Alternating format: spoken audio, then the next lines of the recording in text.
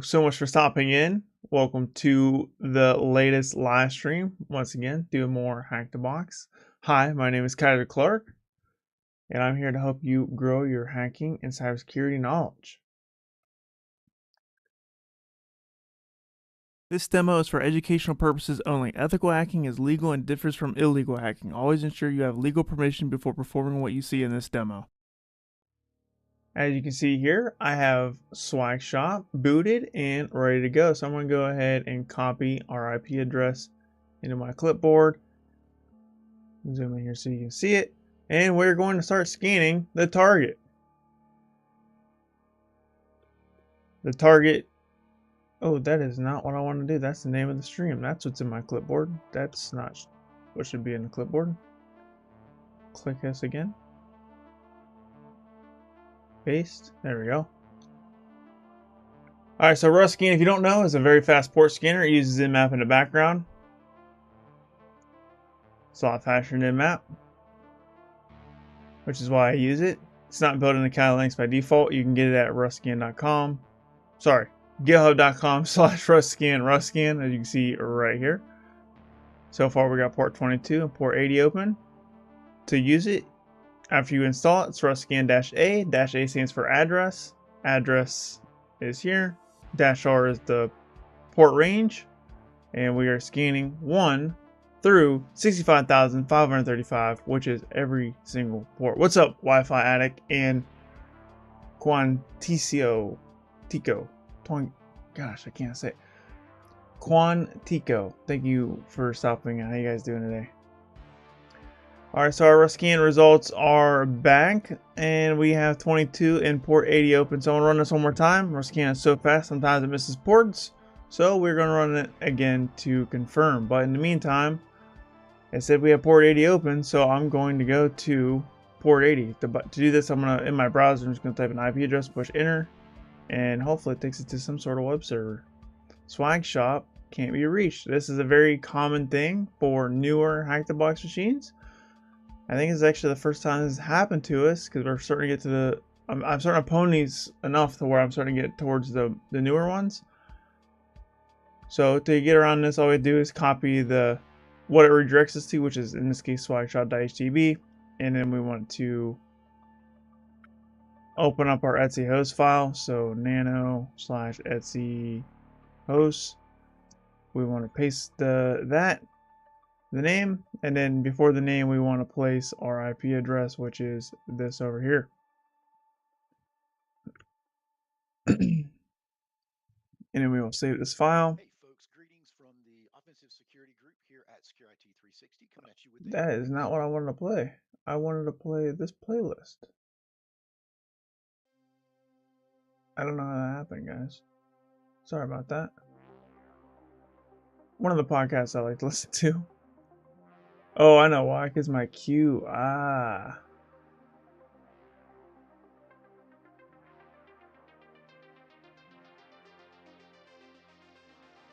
That makes sense. Okay. The tie's looking good. Thanks. Thank you. Have you tried mass scan in CTF? Actually I haven't. Mass scan would work. Yeah, I mean, if you want to go fast, mass scan is another option for you. I don't know. I've always just used RustScan and never really had a reason to try mass scan. I mean, I've used mass scan before, but I just been using RustScan so much I don't see a reason to not use it. But mass scan I think is installed by default, so it makes sense to use that over RustScan. So you can go either or. I like RustScan because it is actually Nmap in the background, so the output looks exactly like Nmap. I mean, I'm not sure if, man, I haven't really used mass scan that much to know that if it looks similar to Nmap or not. And let's see. Oh yeah, we can refresh it. So now that we have swagshop.htb in our Etsy host file, we can refresh this and it should load up with some sort of web server. And it does. Dude, Hack the Box stickers, bro? I want to buy Hack the Box stickers now. I'm actually not a fan of stickers. I'm not a sticker guy. I honestly, when products give me their stickers, I just throw them away at this point because I just, yeah. Anyways, If you like stickers, that's cool. It's just not my thing. Well, we got a web server here. Let's look at our Nmap, or sorry, our Rust scan results again. So we got the same thing again. So we're gonna do Nmap this time. And this time, we're going to do a comprehensive Nmap scan on port 22 and port 80. We probably don't need the information out of here. I feel like this is going to be some sort of web vulnerability, but we're going to run this anyways. So we have Nmap-ST, that is a TCP, also known as a full connection scan. -A is a combination of -O, SV, and -C at the same time. I like to throw these on as additionally with the -A. A lot of people will tell you you don't need it, but I have came across situations where, why did that just happen? My whole command just got messed up. Somehow let's try that again. Anyways, as I was saying, I've run across situations where if you provide -O, -SV, and -SC separately, you get more information than just that -A just alone. -O is operating system version detection. -SV is service version detection. -SC is an Nmap scripting engine, which is just a bunch of scripts that runs different checks for the most common vulnerabilities and findings. And then the -S script vuln checks for vulnerabilities, which isn't part of the -SC, so that's why I include -S script vuln. -P means we're skipping pings. -P is the ports we're scanning, 22 and 80 in this case. And then our target IP address is last here. It's also worth noting that you don't have to put all that in the correct order. You can pretty much put all that in whatever order you want. The only thing you have to really put in order is like make sure you put the ports after -P and then you put vuln after -S script. But other than that, you can basically put these in any order you want. Go ahead and run that. Please correct me if I'm wrong, but why is it that you're so big into your 13 certificates? Sorry if I'm wrong in that too. I mean, no, you're right. I got 13 certifications. Why am I so big? Because I worked my ass off to get them. That's why. And not many people have 13 separate certifications, and that separates me in this industry. And that's why I'm so big on it, and that's why I always advertise it, because there's very few people in the industry that have that many certifications, and it's a little bit of a flex, but I mean, that's, like I said, I worked my butt off for it, and I've earned it. So I talk about it because that's what's got me to the position I am now. If without those 13 certifications, then I wouldn't be where I am today.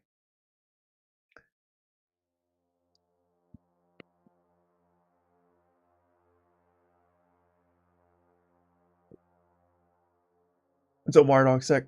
Thanks for stopping in. Glad to see you here.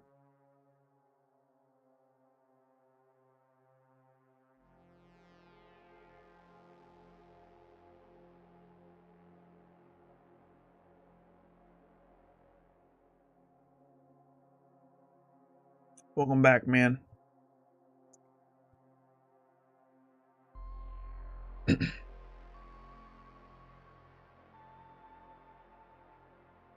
All right, let's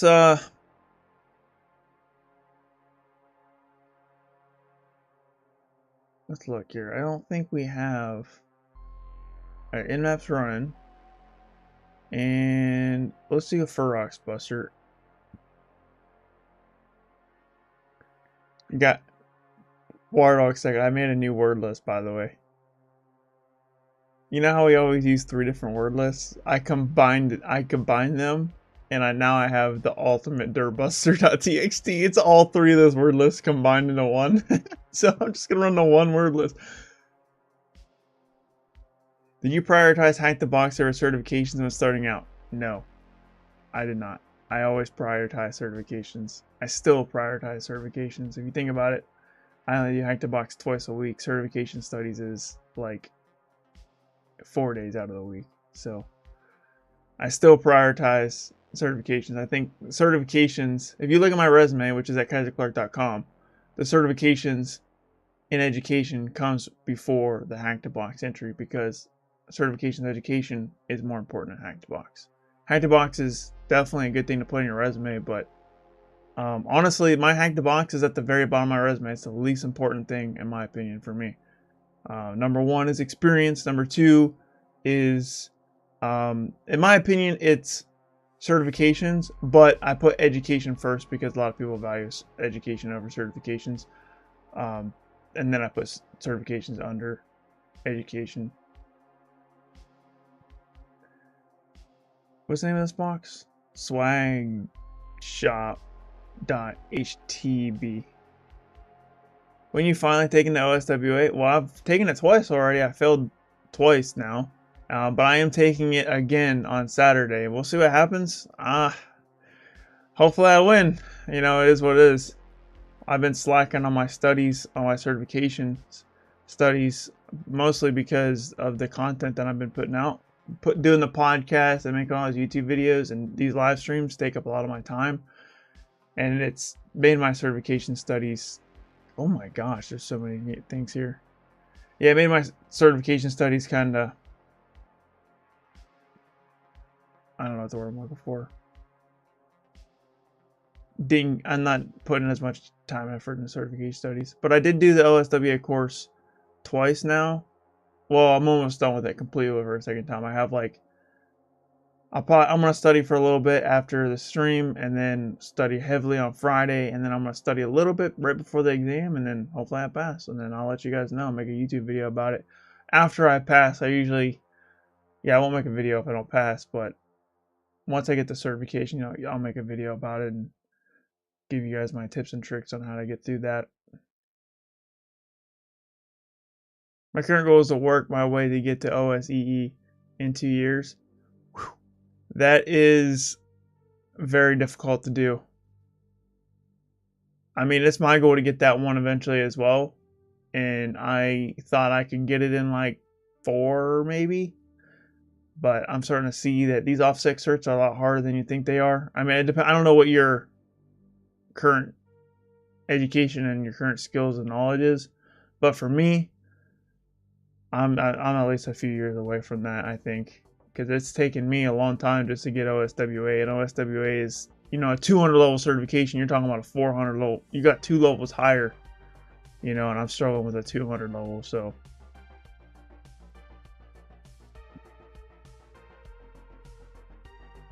You should make a YouTube short cover specific of tools, i.e. Nmap scans, syntax flags. Yeah, that's not going to happen. Because YouTube doesn't like it when you show people how to hack in a short.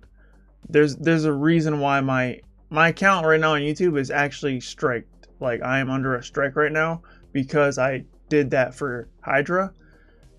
And I've had a Flipper Zero video get struck down because of showing people how to hack, in another Hydra video. Basically, anytime you have a terminal in a short, YouTube doesn't like that. It has to be a long form or a live stream. So you're not gonna see any shorts with a terminal showing you how to do commands. It's just not gonna happen. Just because I would love to do it, I would love to, but YouTube doesn't want it. So I gotta play by their rules. Otherwise, my account will cease to exist because, like I said, my account's perpetually on a warning now, forever. And if I get a strike, then I can't upload for a week, and that just hurts the channel a lot. And I can't live stream, I can't make videos, so I can make as many hacking videos and live streams as I want, but when it comes to shorts, YouTube's just like, they hate it, even though it's the same content. So that's why you won't see like Nmap in a short. I have a couple shorts out there like that. And the other reason why they didn't get struck down is mostly due to luck, I think. They just didn't, it kind of swept under the radar. There is so much going on right now that I don't even...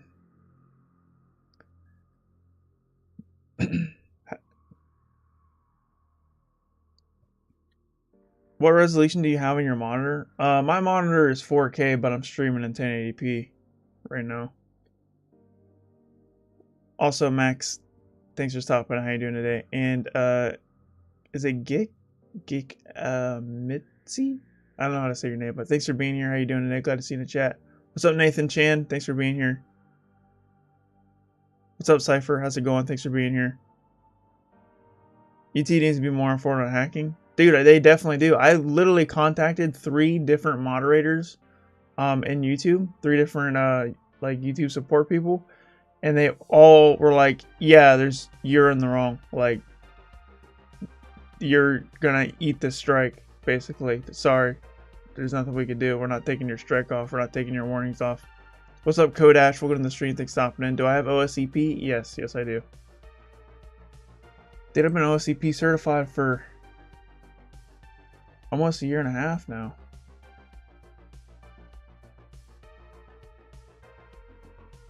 Dude, there's so much going on right now. I don't even... Let's just... we're just going to go and clear this out. This is too much output to handle for me. So I'm going to do a -D for a depth of 2. -D2. And then we'll run that again.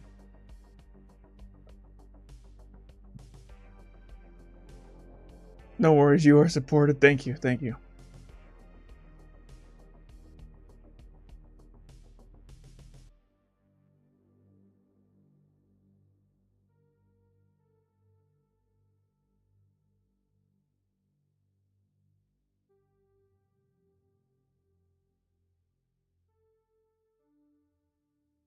So we have /skin/media.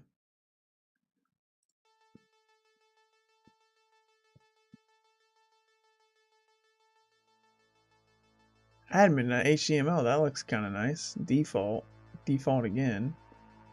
What else we got in here? We have boxes.css. There's okay. Widgets. Password. I'm not seeing a password. Let's do credentials.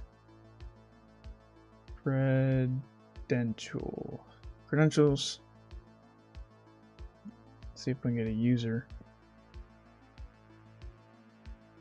Not seeing any creds in here. How did you study for your OSCP exams?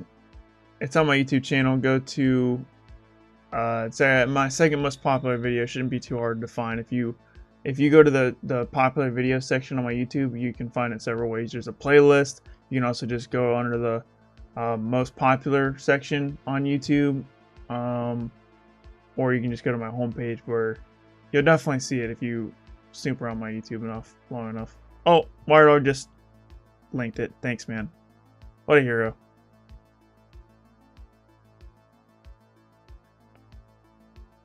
Yo, someone's saying, what's up, man? And it says LinkedIn user in my chat. Hold on, let me go to LinkedIn and see who you are. I don't know. For some reason, some people that watch on LinkedIn, their username doesn't get put in my chat. By the way, if you guys don't know, I stream on Kick, YouTube, Twitch, and LinkedIn all at the same time. So if you don't see someone in the chat that I'm talking to, that's why. They're watching from a different platform than you. I would put the chat on the screen, but Twitch doesn't allow you to put multi-chat on the stream, so I don't do that.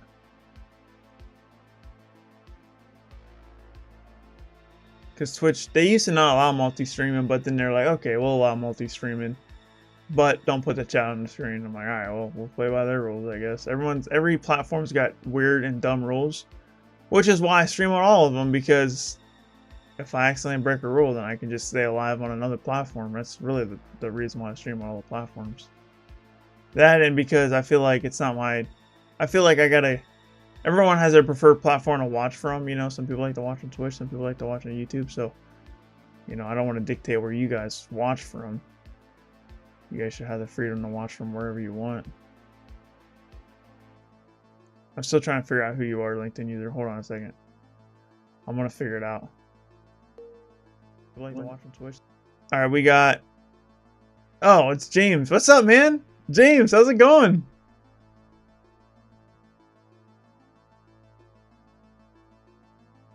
Thanks for being here. James Scott, how's it going?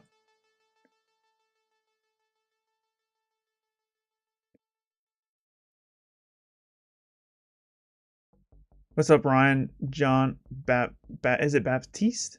Thanks for stopping in. Glad to see you here. Love your lives. Thank you. All right, we gotta figure out how to... We gotta figure out how to get some information out of this thing.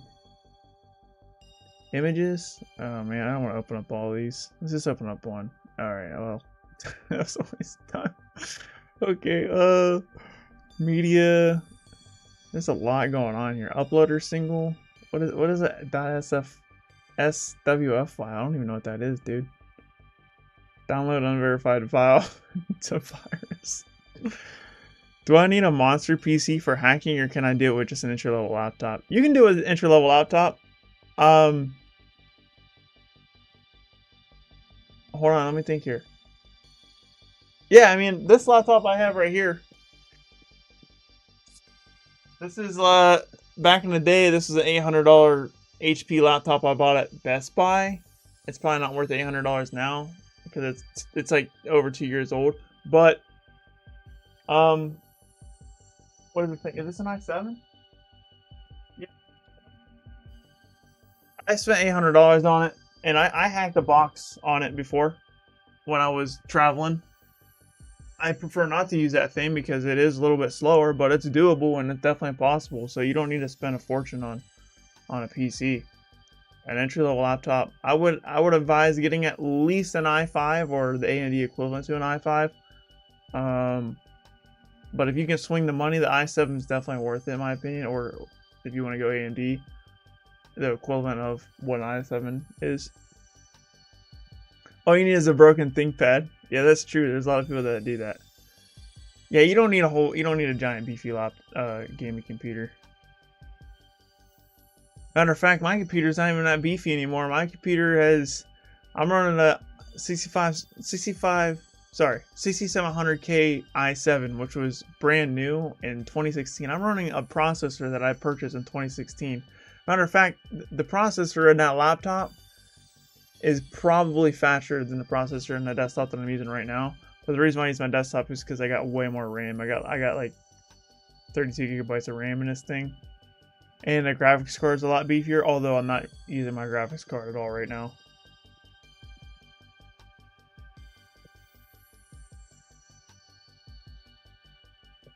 Yeah, you want to have some decent RAM. I would say if you can afford it, get like 16 gigabytes, but I don't know. I'm so far out of hardware that I don't even know what the price of or anything is. Like I said, I built this computer in 2016, dude. Like, it's been rolling. I mean, it was a top of line gaming computer in 2016. But like, we're talking like a $3,000 gaming computer, but I haven't upgraded it since. So, and it's still working great.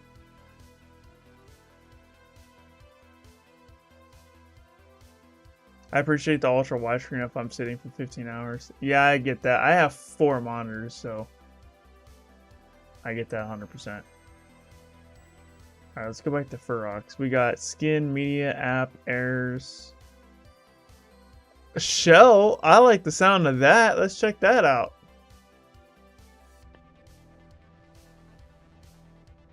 Shell. The script cannot be ran from the browser. What does this even mean? /shell. Abstract. Compiler. The script. Alright.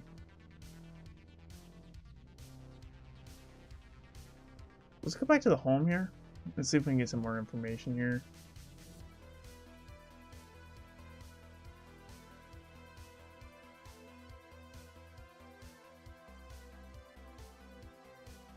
It's a whole privacy policy. Dude, they built a whole real website here? Sitemap? We like to see that. There's no categories available. Alright, well, that's unfortunate. My account.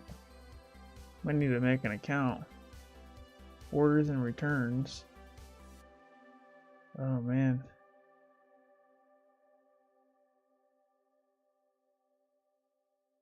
Let's make an account.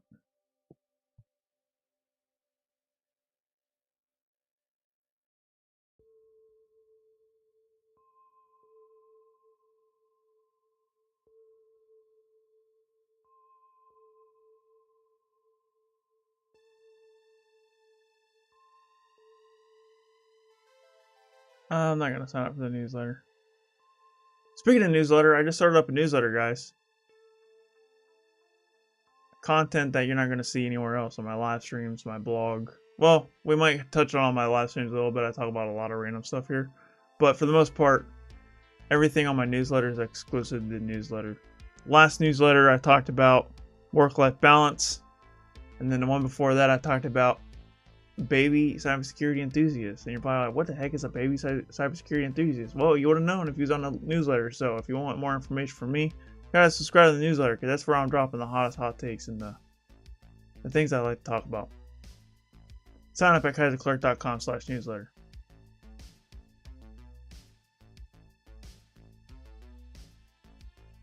And like I said, it's exclusive content you're not going to find on my podcast, my blog, my videos, or anywhere else. At first, anyway. Some of that stuff that I'm putting in the newsletter is actually fire, and it's going to trickle its way into my main content eventually. But it will always hit my newsletter first.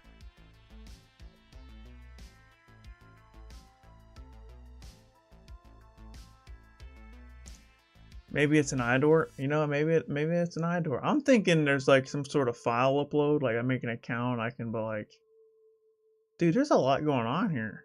This is a big site. What's up, EggSec? Thanks for stopping in. Thanks for all the goodies. Is anybody in the chat subscribed to my newsletter and actually read one of the last two of the newsletters? I'd appreciate some feedback if you can be like, dude, it was fire, or like, dude, this is a dumpster fire. Like, I could use any feedback you give me, because I'm just kind of winging it with that newsletter. I'm just talking about the things that I want to talk about.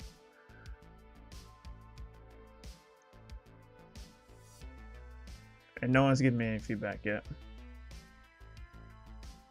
And the newsletters list is like, right now it's sitting at like, I think it's over 70 people now.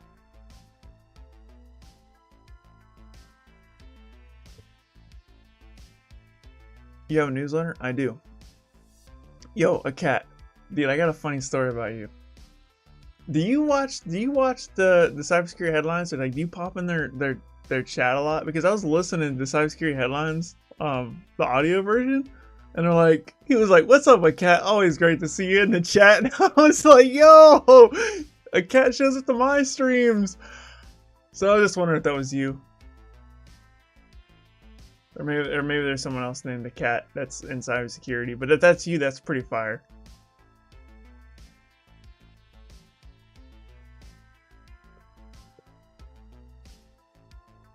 I do? Nice. That was you.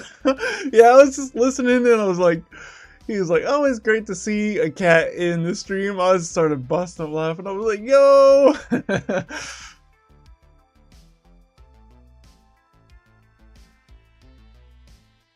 That's great. Glad to hear it. Yeah, that's one of my favorite podcasts to listen to. That's how I get my news. Every single day, cybersecurity headlines, dude.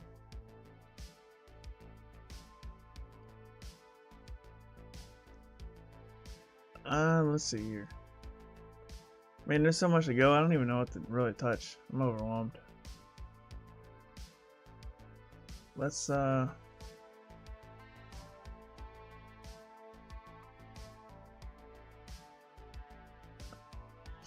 I don't even know where to start. We could start maybe. See if we can find like cross-site scripting maybe somewhere. I don't know.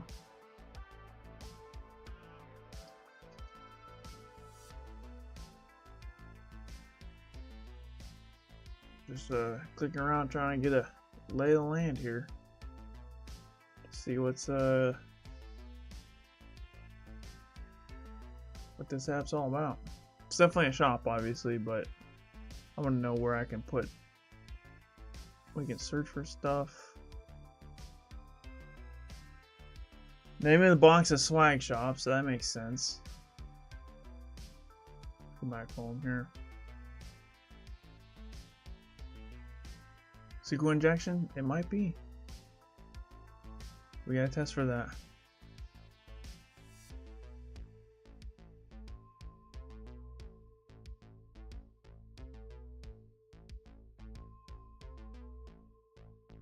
Wonder if there's a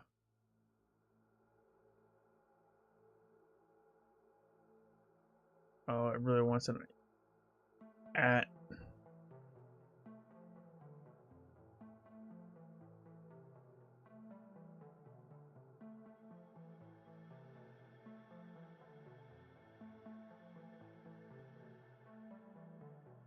Huh? A part following A should not contain the symbol. Oh, okay, it's not letting me put a single quote in this. Alright. Yeah, I need to definitely fire up Burp right now. I need to start capturing this traffic and seeing the requests and the responses. I think this is a web app. I think this is going to be a web app vulnerability, guys. Look at our Nmap scan.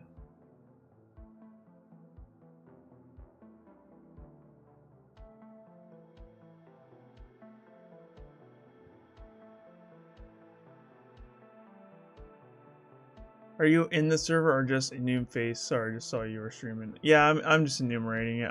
We just started the stream. I mean, we've been streaming for, dang, it's already been a half hour. Man, I was having so much fun talking to you guys. But yeah, I'm just trying to figure out how to get into the machine here. What's my biggest hate of pen testing in a consulting firm?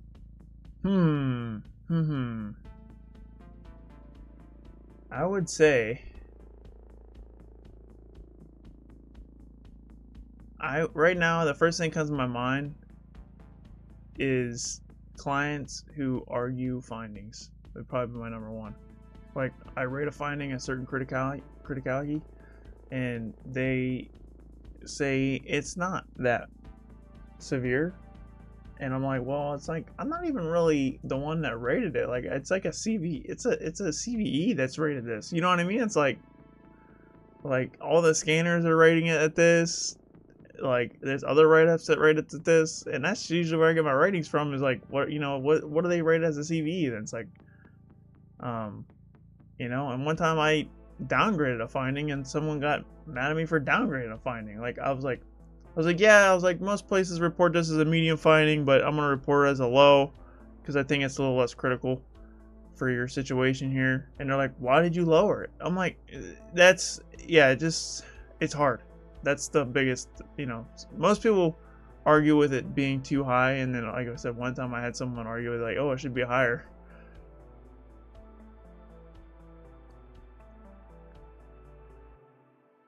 So it's never been like blown up out of proportion, but it's always just like just facing that pushback on the level of severity in the report.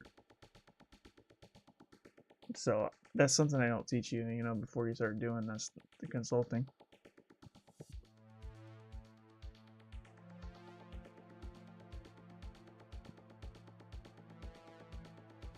What's up, Omicron? Thanks for stopping. Glad to see you here. I have a love-hate relationship with report writing. I don't mind report writing, but then again, we have a very good report writing team. They basically just take a bunch of my notes and like make it look better. So that's why I don't hate report writing. If I didn't have that professional writing team on my organization, I would hate it. I would hate writing the reports. Basically, yeah, I just write everything up, and then they format it the way it needs to be formatted and send it to the client. And then they proofread all my stuff. Dude, there's a lot of output right here.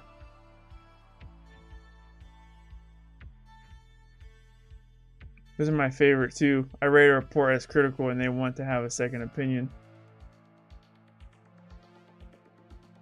Which, I mean, that's fair. I mean, I can't argue with that logic at all. If you want a second opinion, you want a second opinion. Like if I had a medical problem and it was like, hey, you have cancer. Like, I'm not going to sit here and argue with the doctor, but like, this isn't cancer. This isn't critical to my health. Like, I'm not going to sit there and argue it, but it does make sense. Like, okay, well, maybe we should get this checked out by a different doctor and see if they, see what they say, because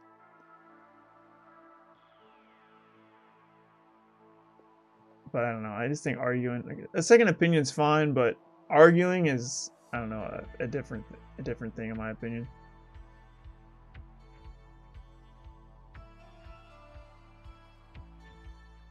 Have you ever been on engagement where you've seen IOCs? I have not yet.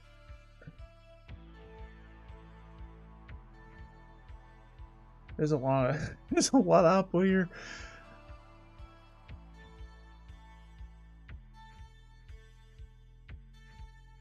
Let's see here, man.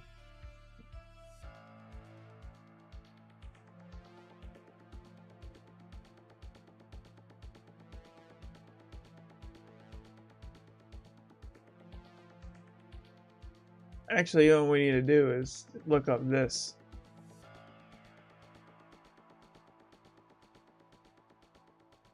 We need to look Magento. Magento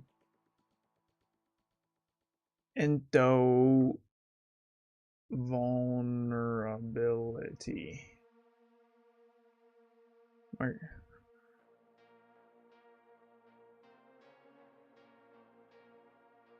Hackers exploit Magento bug to steal payment data. That's cool and all, but I don't want to steal credit cards. I just want a root flag. Maybe I could use it to steal something else.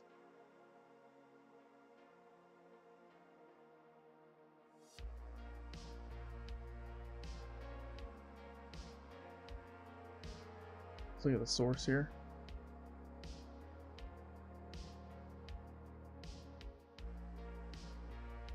Yeah, we can try nuclei.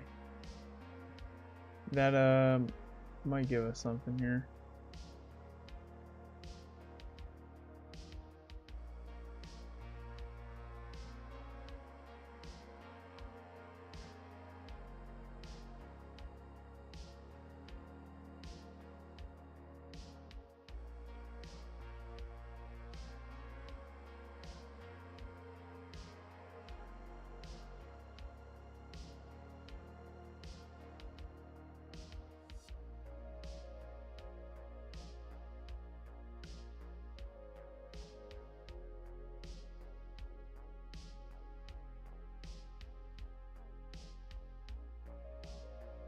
There's a remote code execution.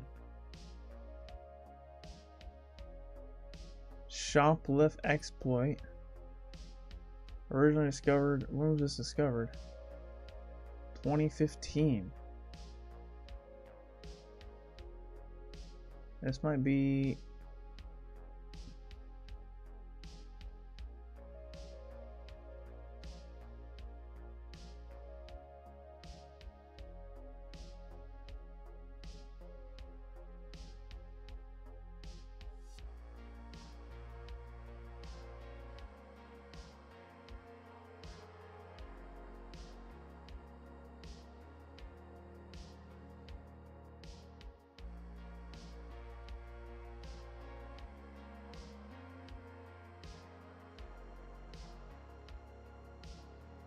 Let's see if this works, dude.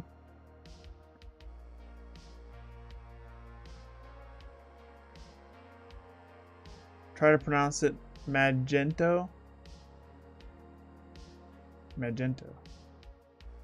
What's up, Julio? Thanks for stopping. I'm glad to see you here.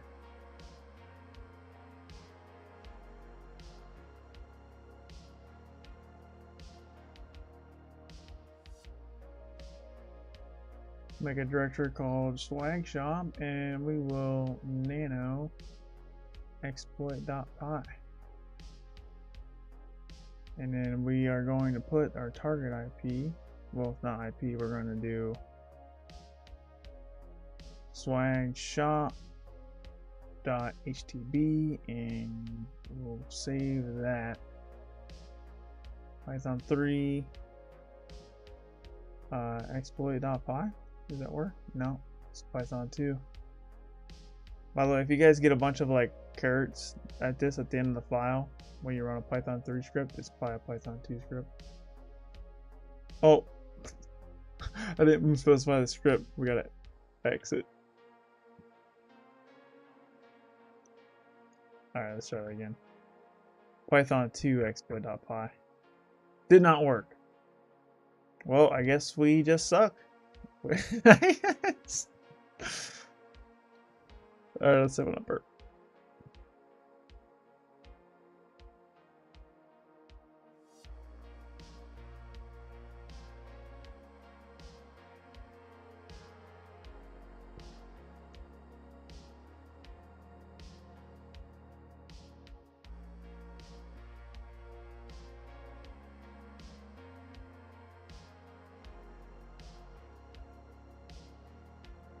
And that would make a good podcast episode or a YouTube video, like specifically on clients arguing findings. That would be a good discussion to have. Because I'm looking back in the chat, I was thinking, like, you know, I understand, like, you don't want your report, you want it to be secure. You know, everyone wants to be secure. And they don't want to get beat up as bad as they get beat up sometimes. You know what I mean? And they'll be like, well, you know, and they'll argue something. That's the print statement. Yeah.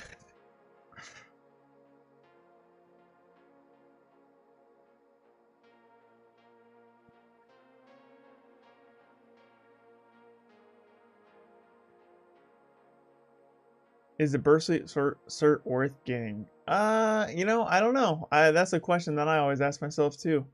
I don't have it, but I also don't have a desire to have it either. It's not on my. We're talking if I go Burp Suite certification, I'm thinking it's probably like 10 certs away from what I want. There's probably like 10 other certs that are taking priority compared to that one. But it could be. I mean, I don't know. It's not that popular. Not that many employers are asking for it. But it helps. It does definitely is better than having no certs, you know what I mean? Like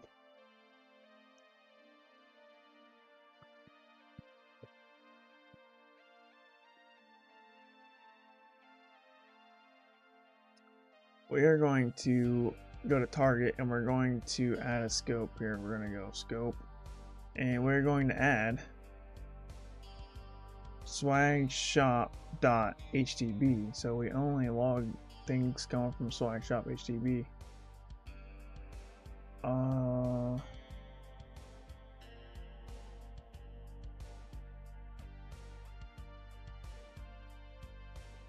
Alright. And we open up the browser, which is this.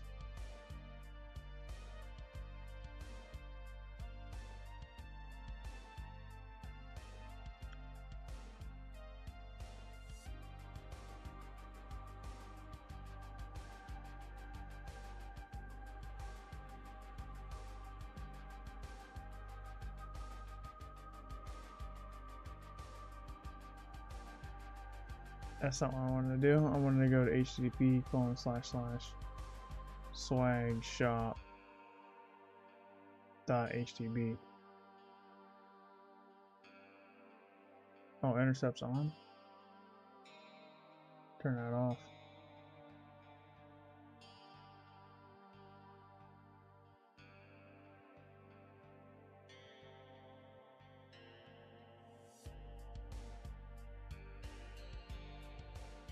Let's go back to our Ferox Buster results. Shell var. Var looks kind of interesting. Backups looks interesting. Oh, alright, well, nothing's in there. Resource config.json. That doesn't really help me out. Session. Oh man, what are these? Are these session tokens? What are these?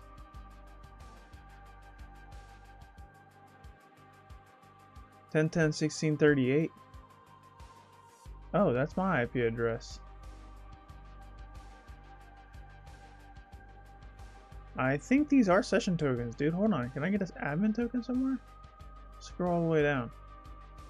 Which is this the oldest one? 2021. That's the oldest one. These 2024s are probably mine, and this 2021's probably one that was just kind of here. Insecure download. What's this one? Dude, I can't even read this, bro. It's my resolution's too high. Let's just go yes. Oh, isn't it okay? Oh, alright then. Let's try that again, I guess. We'll hit no this time, I guess. No. Okay. Well, let's go to change directory /home/Kali downloads. And what's the name of that file? We've been accumulating too many files. We gotta get rid of all of these. Oh gosh. You know what? Let's just remove everything. You know what? Yeah, let's just remove literally everything in this directory. The downloads is just a temporary directory I put things in, so I gotta clean it out every once in a while. Let's download this again.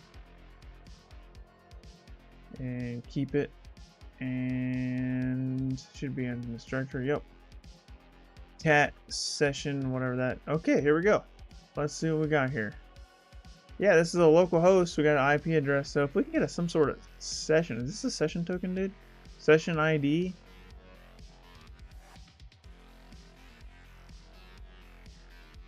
This might be a session token, dude. Let's look at my cookies. If that's the case, then we are we're in a good spot. F12. No, not F12. Right click. No. Yeah, F12's right. I was thinking it was gonna be different because I was using Firefox. And we'll go to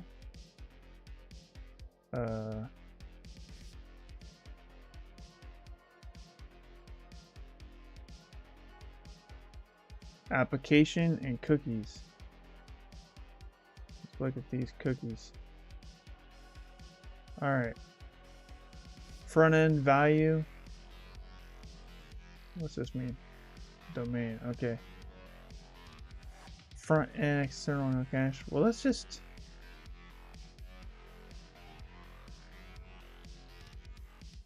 see if this is a session token for like an admin. You know what I mean? I think it's worth trying out. It's about the same length, it looks like. Hit enter on this. Hit refresh.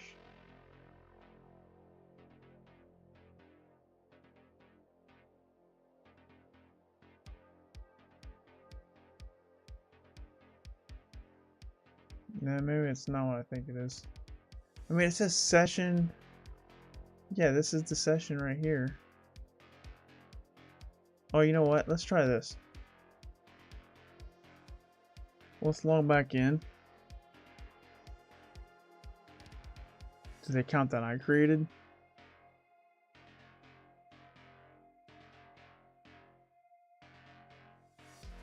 And actually, you know what? Let's just open up Firefox. This will make it a little bit easier on me. I feel like modifying cookies is easier in Firefox. That's just my opinion, but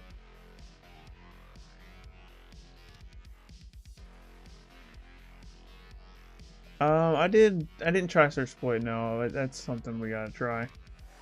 This just looks like a session token to me. If it's an admin token, that'd be pretty cool. But we gotta log in first, and then we'll hit F12, and then we'll go to network. Sorry, not network. Storage. They're in storage, and then front end.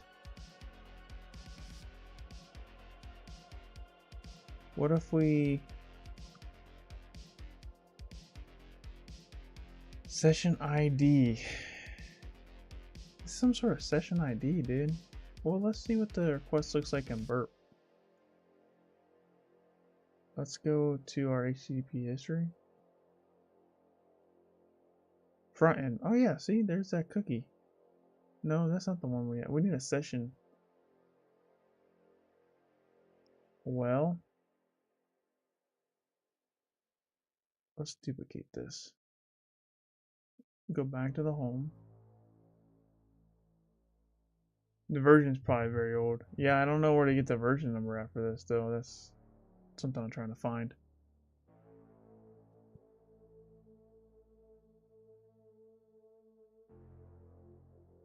We'll log in one more time on my Burp Suite proxy here.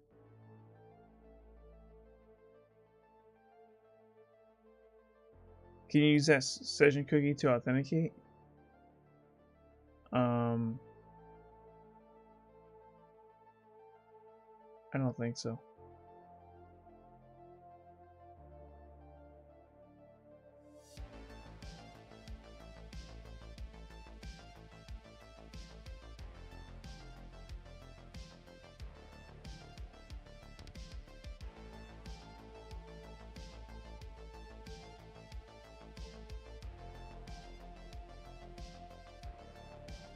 See if we can find anything. See, there's a curl. Someone made a curl request.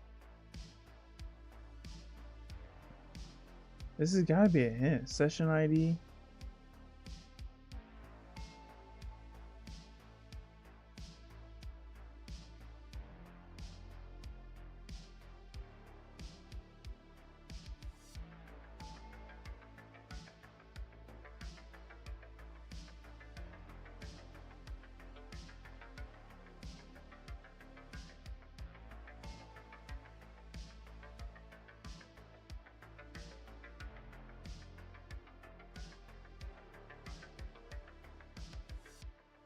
Send us a repeater. Change that to this. And hit send. See what happens. 3 out of 2 found.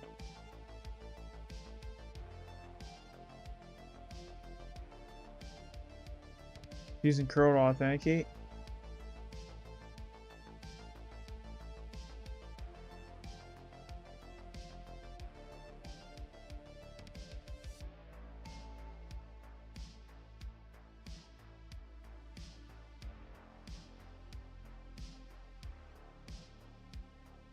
There might be a way to change the password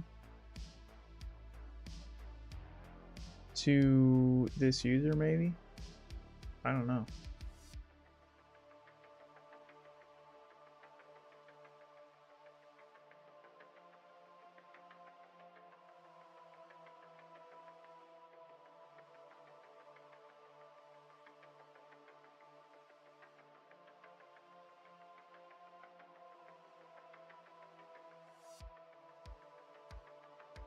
One thing I could think of maybe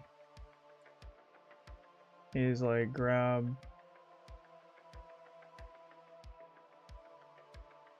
I'm gonna ChatGPT this.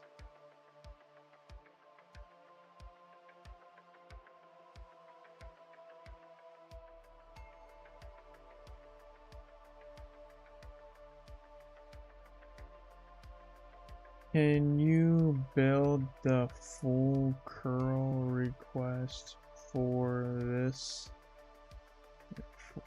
from this info?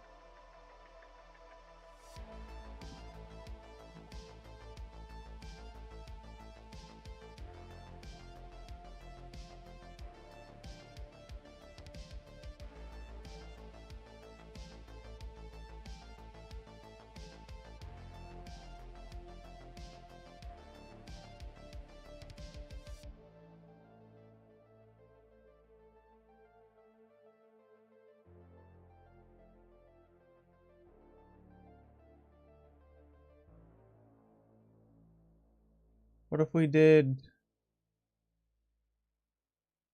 I mean, I feel like if I just change this to like,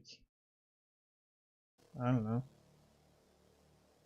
change password maybe. Well, how do I gotta figure out what the username is. Right here, I can just copy this link here and place it. I don't know why you guys can't see my screen all of a sudden. You guys can't see my ChatGPT anymore. I had it. It must have gone behind the screen. Oh, here we go. Now it's in front. I don't know why I was doing that. Let's just try this. I'm going to copy all of this. Paste this in here. But instead of doing index, I'm just going to, well, let's just see what happens if I submit this.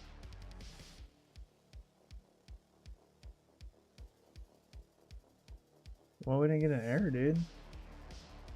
This looks like it's a legit request.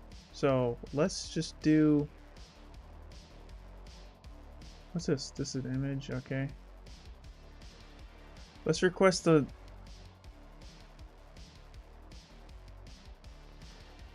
account info page and see if we can get a username. If we can get a username, then we might be able to make a request that changes the password.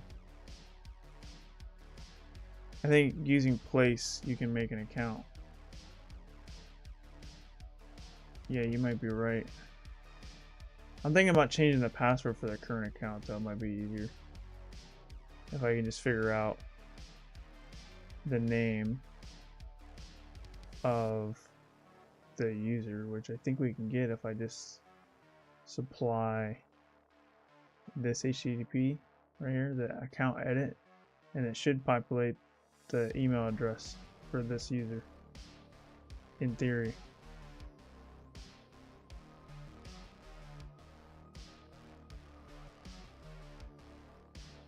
Is what I'm thinking.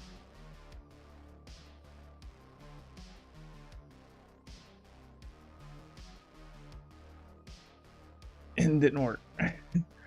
Oh, well, wait, try this again and supply that information right here as well.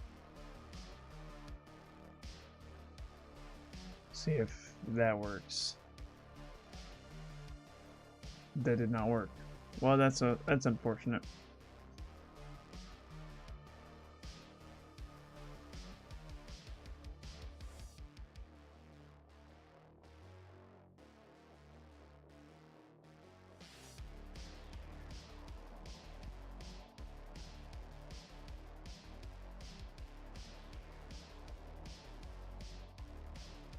We don't really need to have the user agent here, but someone made a curl request on this machine before.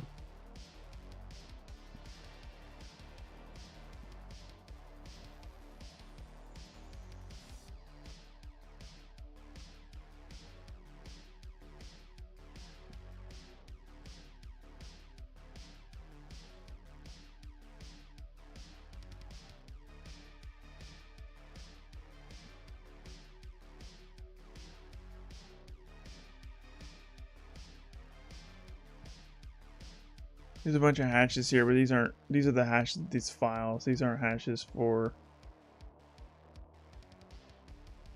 passwords.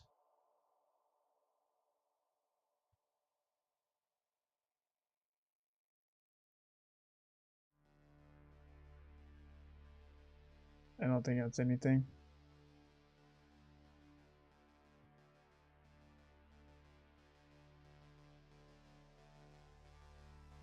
Thanks, exec. See you when you get back home. I'll be here for the next probably 3 hours. Mega core admin HTML. That sounds interesting. We like when things say admin. User edit form.php. I don't think this is anything. There's a bunch of hashes again, but once again, I think it's the hash of the file, not the hash of like.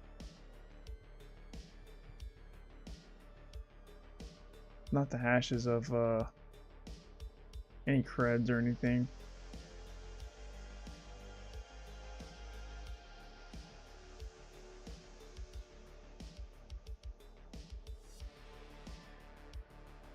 What's up, Car Picks? We're going to stream. Thanks for hopping in. How you doing today?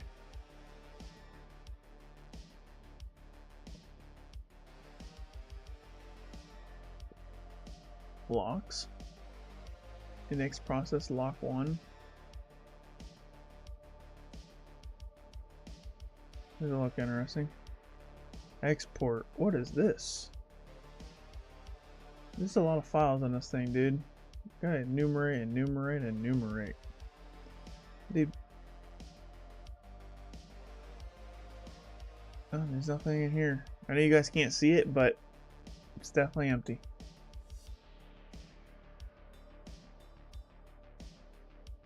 Maybe you saw if you had like super sharp eyes, but that was very tiny. It was just an empty table.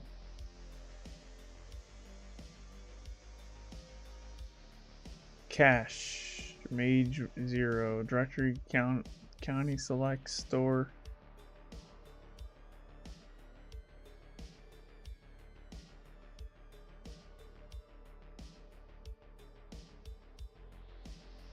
Can I have a question? Sure. It does say AMA, which stands for Ask Me Anything.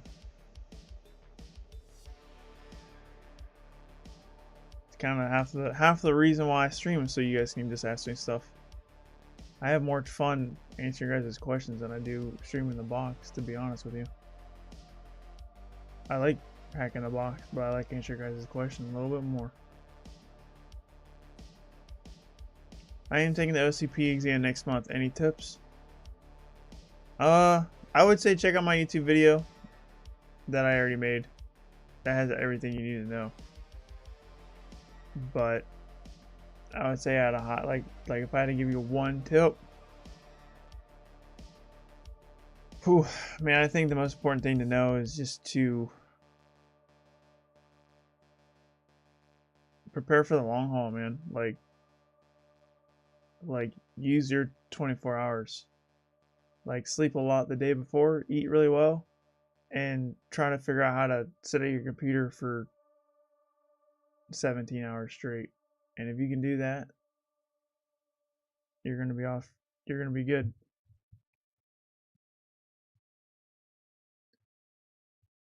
If you don't have a comfortable chair, I would invest in one immediately.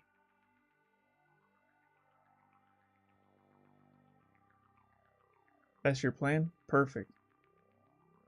Yeah, I mean, other than that, I mean, as long as you're going through the labs, go through the labs. Go do those OSP mock exams if you haven't already. They give you 3 mock exams. Treat those like real exams, you know. Give yourself 24 hours to go through them. I mean, I didn't do that. I mean, I would give myself, yeah, I did take days off of work for those 3 exams. And I treated them like real exams. I literally took off 3 Mondays off in a row. And then I did it. 17 hours in front of a computer is something I haven't done in a long time. I do that every day.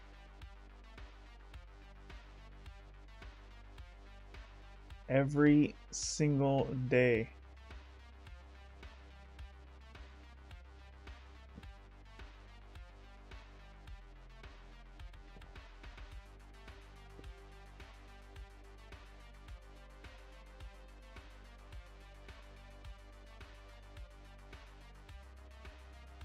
Obviously, I'll get up every now and again to go get a drink or go to the bathroom or go get a snack, but I spend a lot of time on the computer.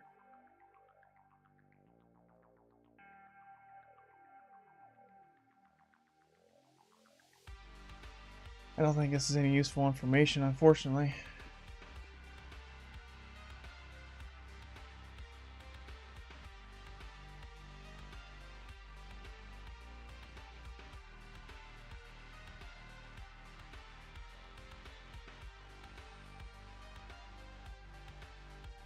Let's see if I can place an order.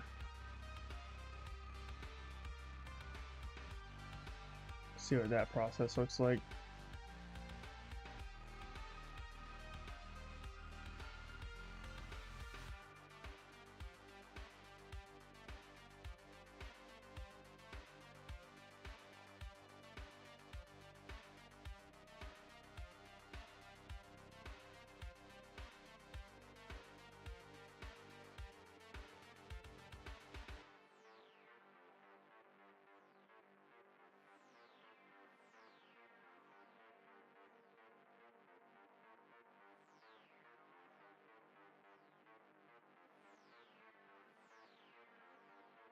Let's see if we can, like, maybe cross-site script a cookie or something.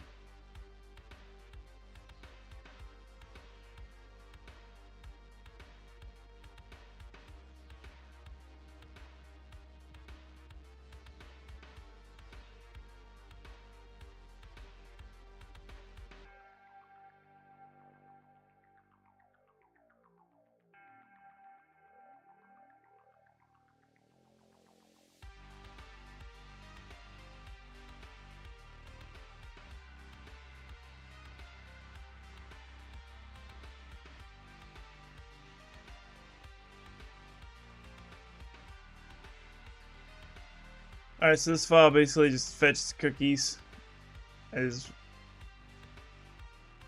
what it does. See if we can get it to See if we can cross-site script a cookie maybe. We'll do a Python 3-m HTTP server. So basically we're hosting that file on a server. Well, I gotta do a systemctl stop Apache 2. Clear the terminal out and try that again. And then what we need to do is we need to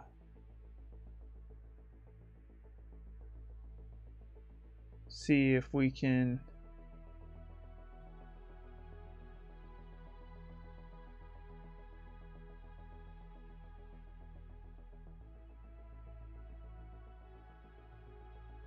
get some kind of cross-site scripting maybe. I don't know, we're just gonna litter this payload. So this is just a basic cross-site scripting payload. All it's gonna do is it's gonna reach out to my server, download xss.js and execute it, and then if it does, then it will give me a cookie of if there's like an admin on the other side. And sometimes they have. Robert Karpinski, thanks for subscribing on the YouTube channel. I appreciate you. Basically, if there's an admin on the other side that like looks at all this stuff, then I'm just gonna plug in all these fields, and then we had to check a valid option for this. All right, cool.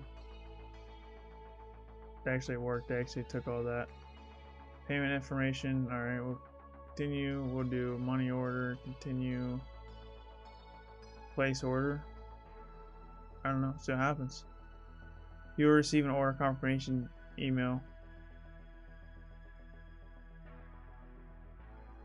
There has to be a user for that to work, but sometimes they have simulated users on these boxes, but that might be too in depth. Might be I'm probably overcomplicating it.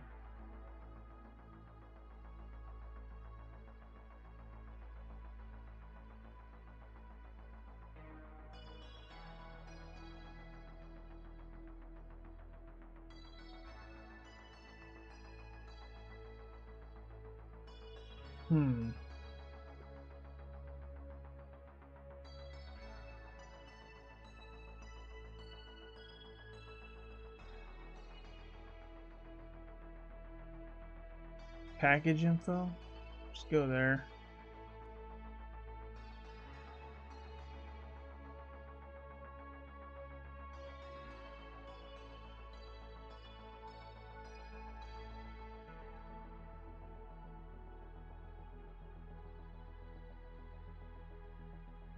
Meta package for update.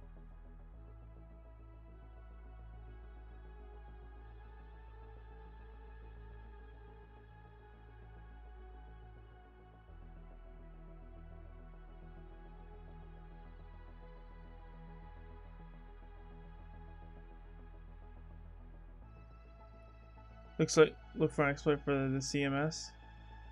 Yeah, that might be the way. Code.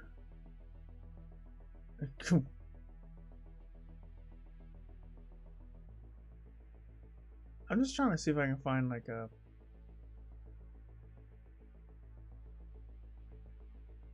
There's so much going on here. Cyber Queen, thanks for following over on Twitch. Thank you so much. Sequel. Yeah, let's file new. We'll search exploit. What's the name of this thing?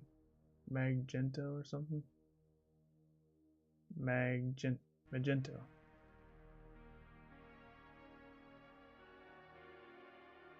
Alright, we got a few here.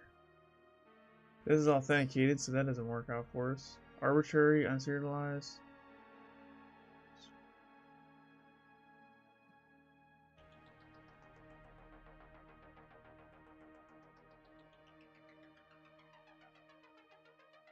Cross-site scripting. That's what I was looking for earlier.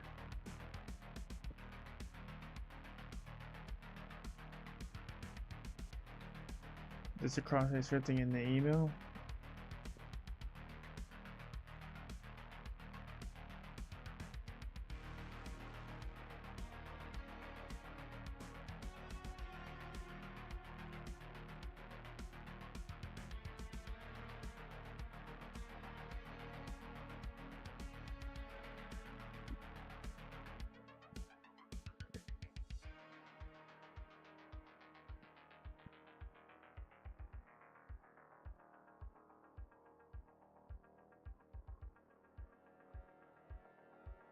It's in the forgot password.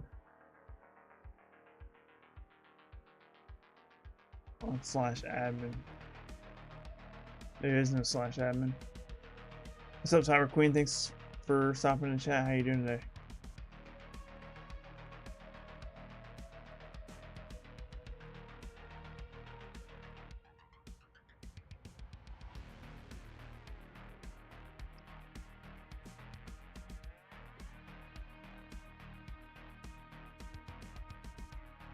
Blind SQL injection. That looks interesting.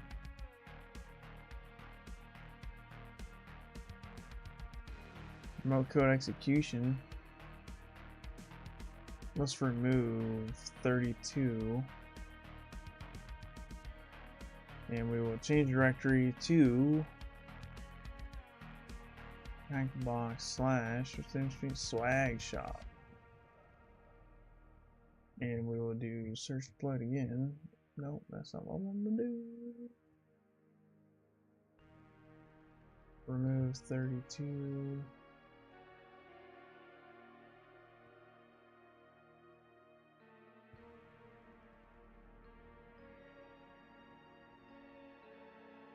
I tried to search for /admin, but I didn't see a /admin.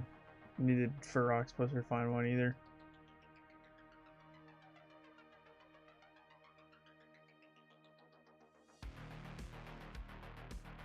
Blind SQL injection. This looks kind of interesting to me.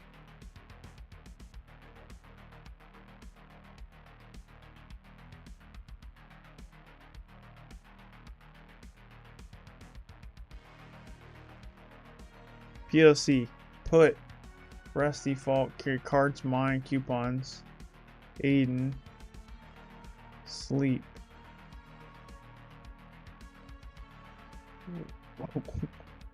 To quote ID parameter, validate quantity. Can I go here? Cargo / index, validate quantity. Not found. Is this found?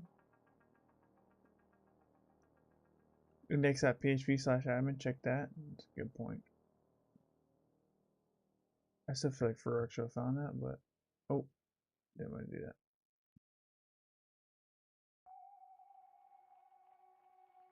Oh, that actually worked.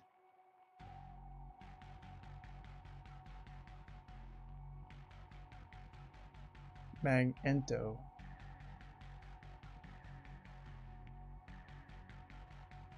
You did not have /index.php in yours. I guess I need to put that on my word list. What the heck? Why is that not on my word list?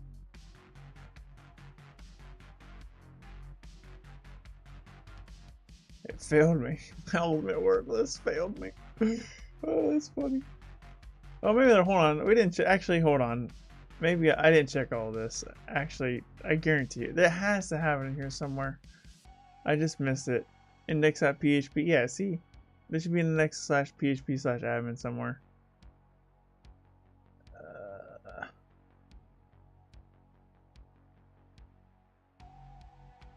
There's an account login. How did it not find index.php / admin though?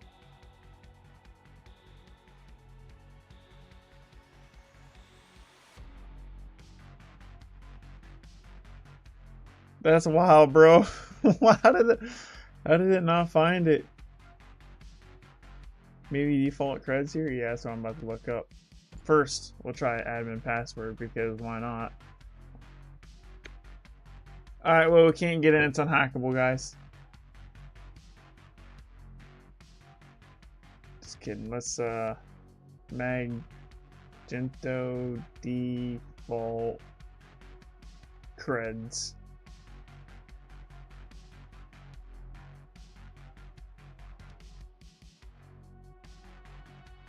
The default login is admin. The default password is 123123. Let's hope that's it, dude.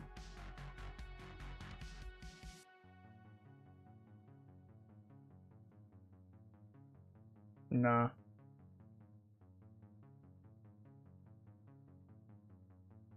Yeah, let's go ahead and confirm with the resubmission here.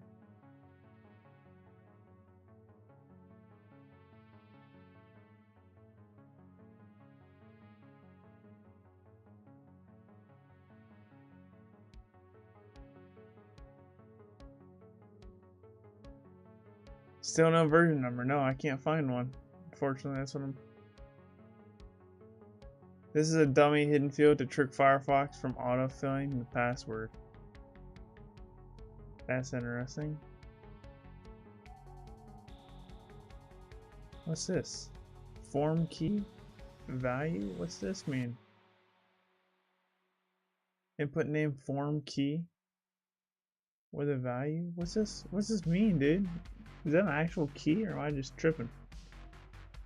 I didn't try an 2 yet.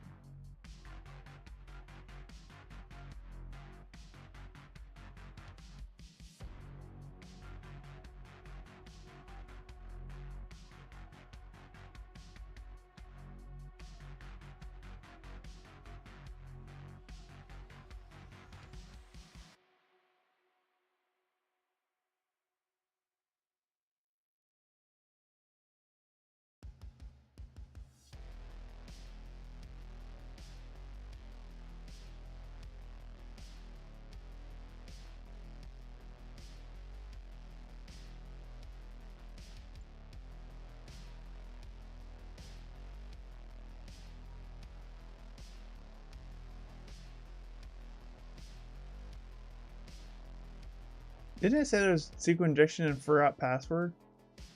That's right, there was a SQL injection and forgot password, right?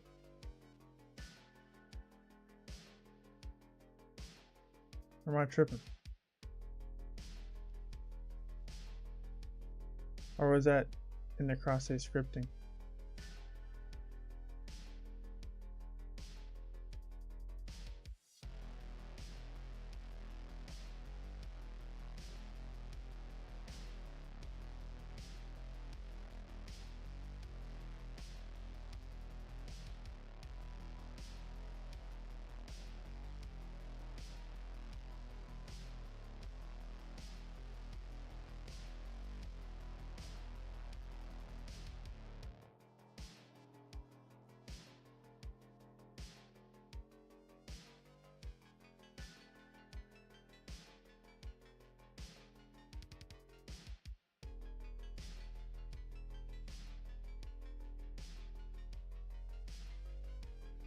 Admin model session login.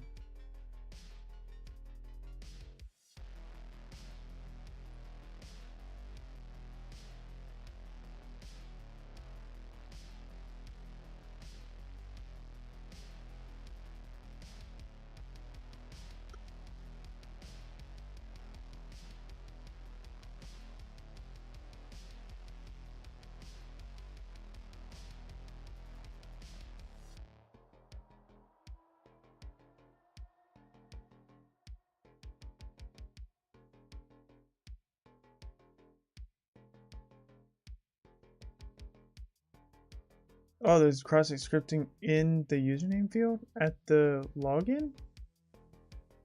For real?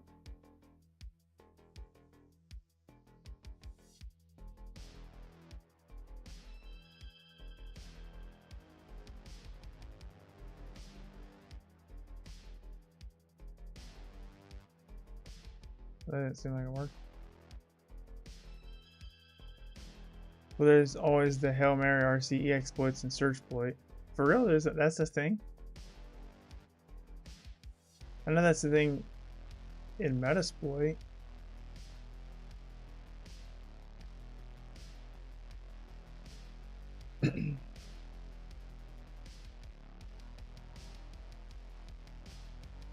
See, it says forgot password.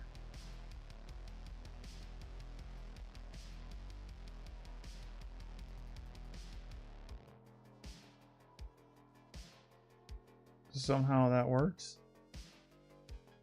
Please enter a valid email. Well, looks like they patched it in this version. Oh, saying until they all work. Oh, okay.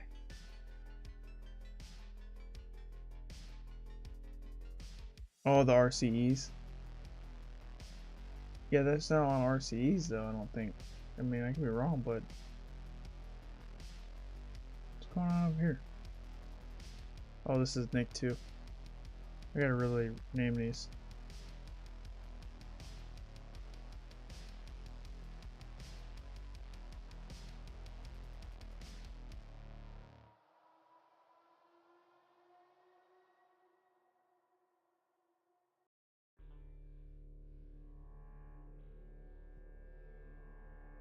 Yeah, here's an RCE. How many RCEs do we have? External entity injection. This one's authenticated. We can't do that one because we're not authenticated. I think we already tried this one, but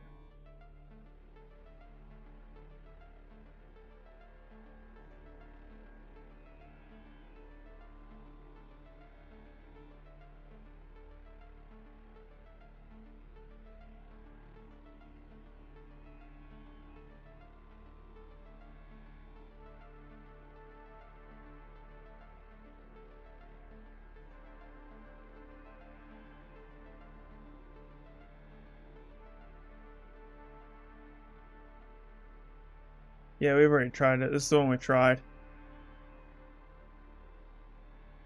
Oh, you know what? We didn't change the...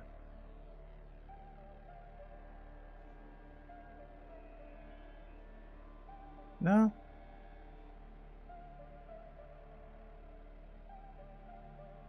Yeah, this is the one we tried.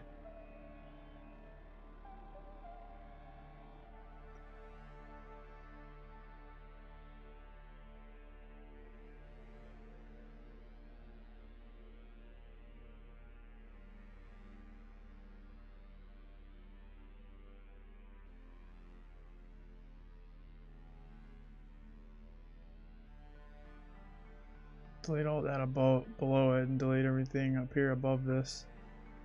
Really, I mean, we can try this again.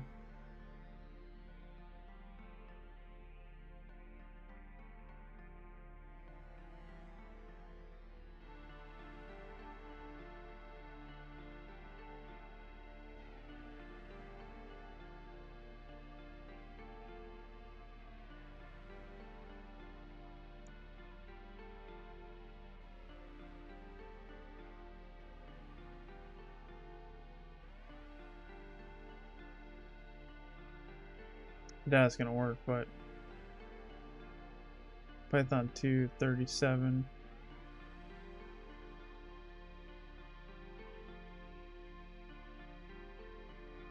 What happened?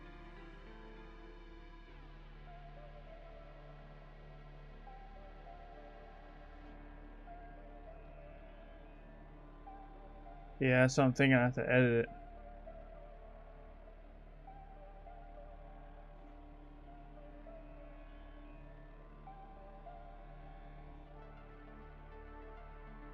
I mean, maybe the target URL and the target.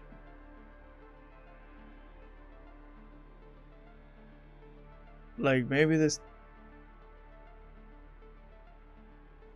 Well, that's why it didn't work. I have to spell this correctly. SwagShop. See if that works. Did not work. Try the admin path. Look at the admin path. The admin path is index up. Oh, maybe I do have to put index PHP on there first, right? Maybe if I do index, well, slash index.php slash admin.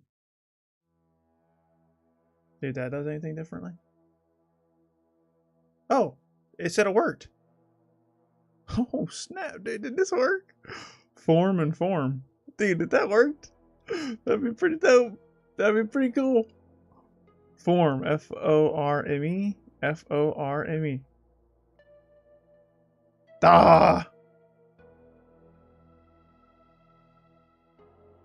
F-O-R-M-E. Check. Form. Let's just copy that. I might have typoed that. Let's just...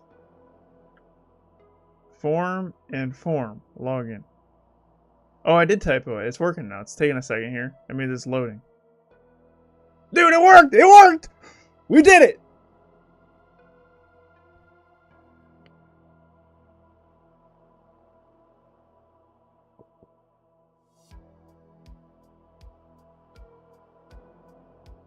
I got a message from Magento Live Europe in 2019. Bro, this is a message from the past. Oh, well, this is an actual real website. We're not pen testing that.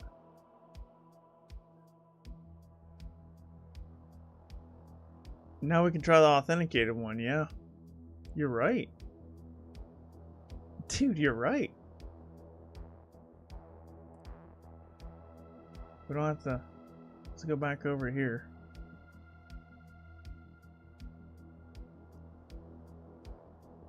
Back to search exploit Magento. Magento. Is it Magento? Magento? Magento? I don't know. I'm calling it Magento. I think that makes the most sense to me. Okay, so we got authenticated remote code execution. Pff, that's exactly what it's version 1.9 and below. Below version 1.9. What version are we on? Do we see a version number somewhere? System. Configuration. There's gotta be a version number around here somewhere, right?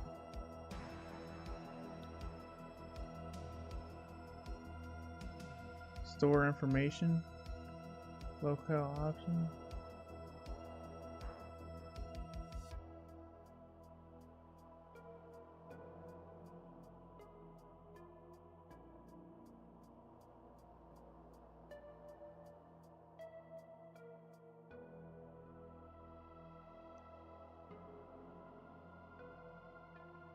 Maybe if I scroll all the way down, there's a version number on the bottom. Oh, here we go. Nice. Version 1900. Perfect. Oh, yeah, this one should work. Alright, let's do search exploit -m. And we want this one right here. So we will grab this Python script here. And nano 37.811.py. Alright, let's see what we got going on in this. I say screw it, run. I am gonna run it. Why not? It's a version number, matches up and everything. Say username, form.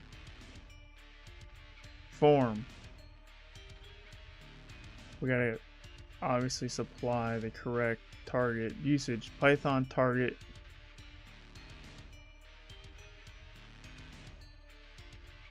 Okay, so we supply the target as a argument.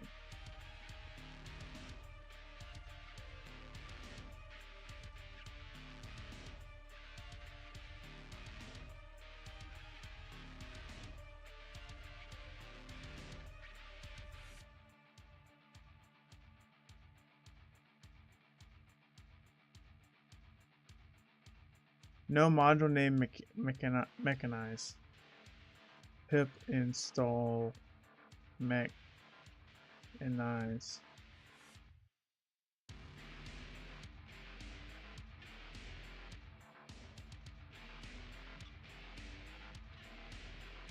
this work in Python 3? No. Dang it. See, I don't understand how I install pip 2. That's a problem with Python 2 scripts, dude. Did you already mod plus X? You don't have to. When you copy it from there, it automatically does that for you. It makes it executable. See, it's blue. There might be a Metasploit. See, the problem is, I can't install the module mechanize onto my system because my system runs Python 3, and there's no way to install stuff for Python 2. There's gotta be a Metasploit module for this. Let's see if there's a Metasploit module for this.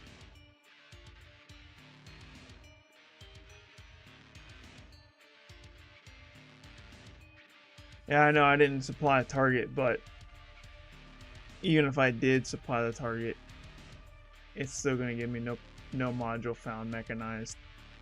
So we need to get the mechanized module for Python 2, but like I said, there's no way to install Python 2 modules. At least that I know. If you guys know one, I would really love to hear it, because that's one of the biggest problems I have, is trying to run Python 2 scripts that use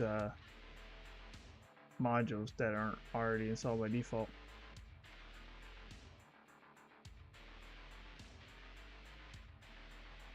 Unserialized remote code execution.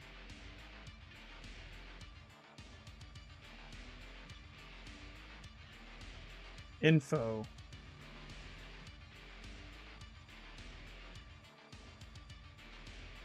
Is this...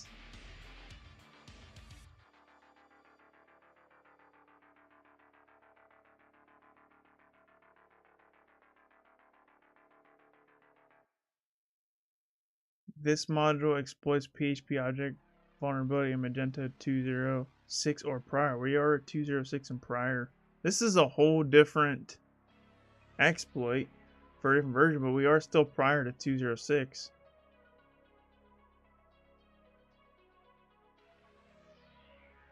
Pathway to the web application. Well, let's just set our host. Let's just see if this module works. It might work. We might not even need to do that first section. We should have looked up the Metasploit earlier. If this works, I don't know if this is going to work though.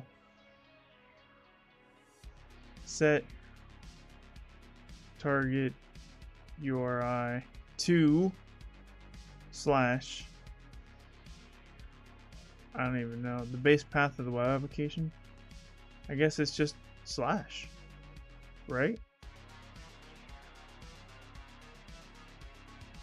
No, let's do http //swagshop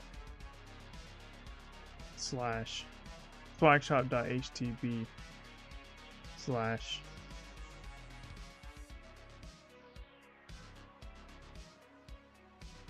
found this Python 2.7-m. Oh, is that what I gotta type in? Python 2.7?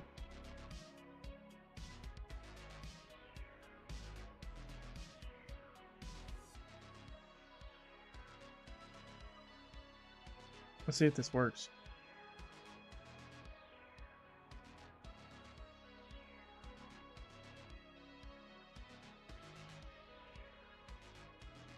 This section was created.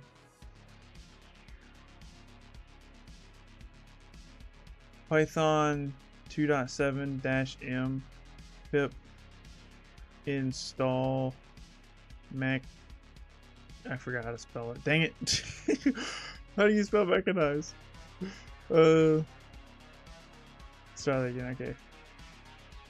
Python 2.7-m pip install mechanize. No module named pip. But that didn't work.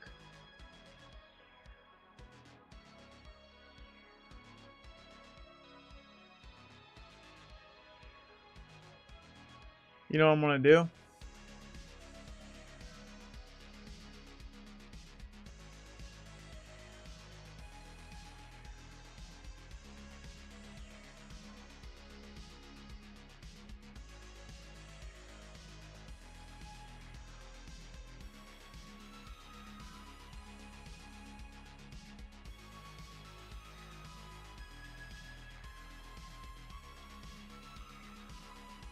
I'm gonna copy all this.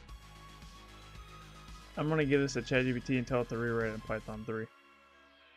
Rewrite this in Python 3.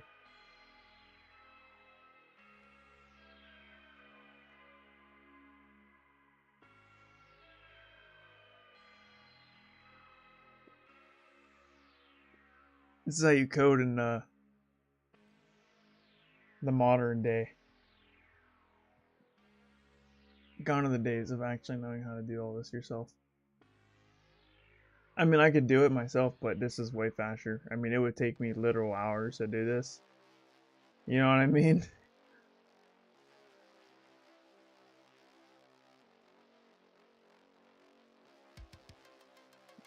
That just saved me several hours.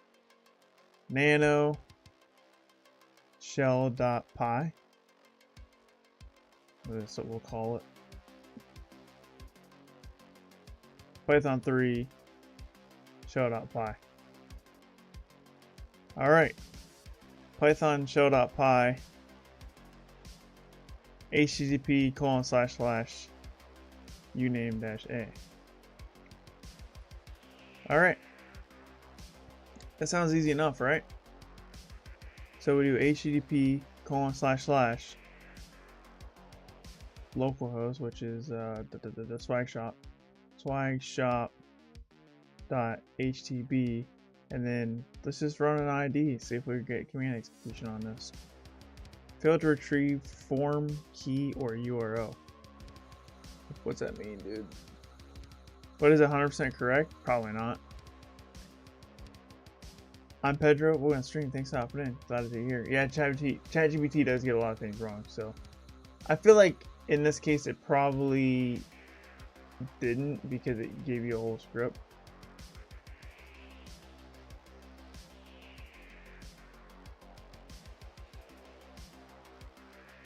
It literally replaced mechanized. Look, it replaced mechanized to request for me.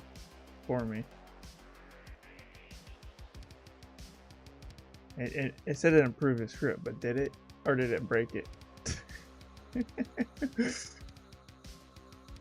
Find out on the next episode of Live Hacking with Kyser Clark.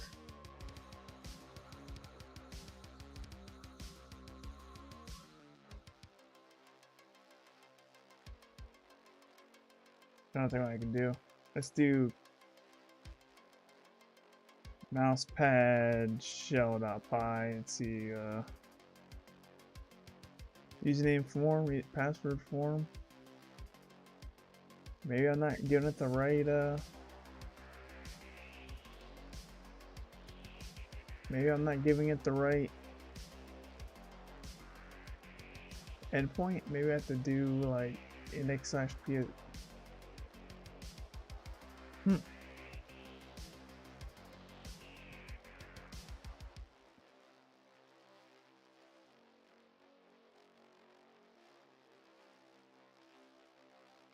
Failed to retrieve form, key, or URL.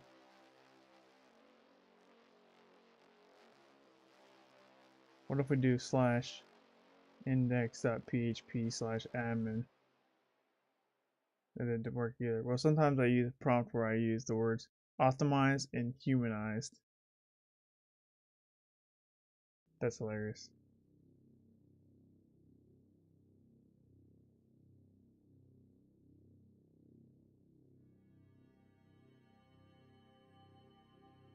Well, there might be some other scripts that aren't on Searchploit, so let's check on GitHub. RCE GitHub.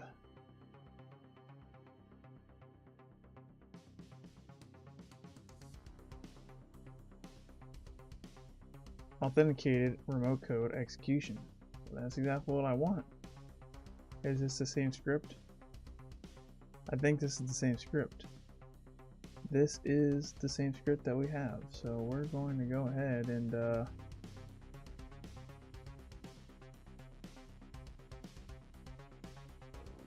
see if we can find a different one.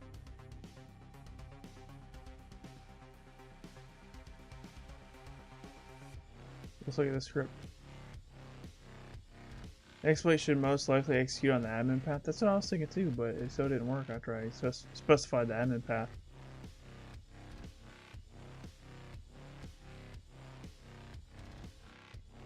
Alright, so this is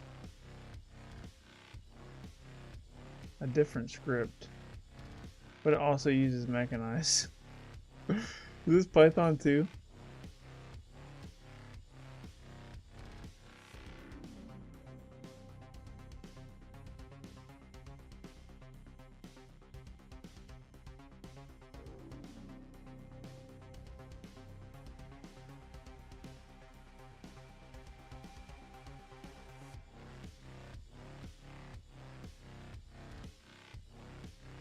Magento one shot. Scripts for retired boxes. That's almost cheating because this one's made specifically for Hack the Box. And that's cheating. So we gotta skip that one.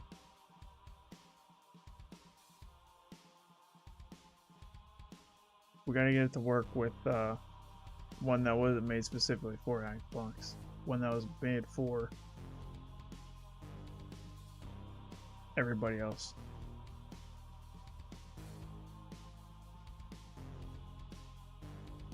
This is what we have.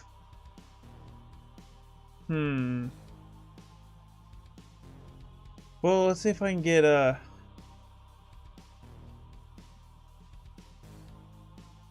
how can I install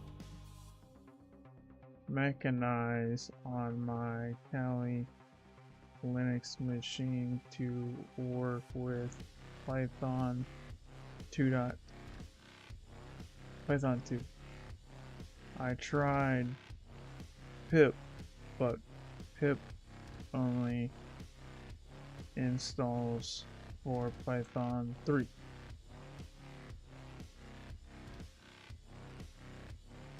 Sudo apt-get install Python 2 Python pip. I could have sworn I've tried this before and it didn't work. Let's just try it again. Yeah, see, no installation candidate. It doesn't work, dude. Like, they killed Python 2, bro. So any script that runs with Python 2 does not work anymore. Well, they work as long as you don't have to install extra modules.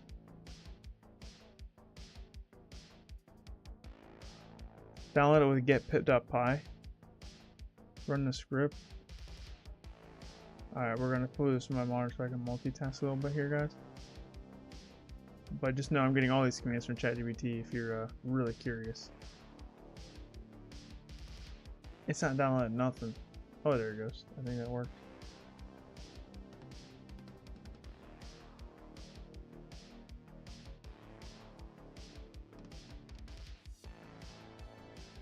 See if this works. I hope it does. Oh, it's working. No errors yet. You might be trucking along here. Verify the installation. It looks like it's working, dude.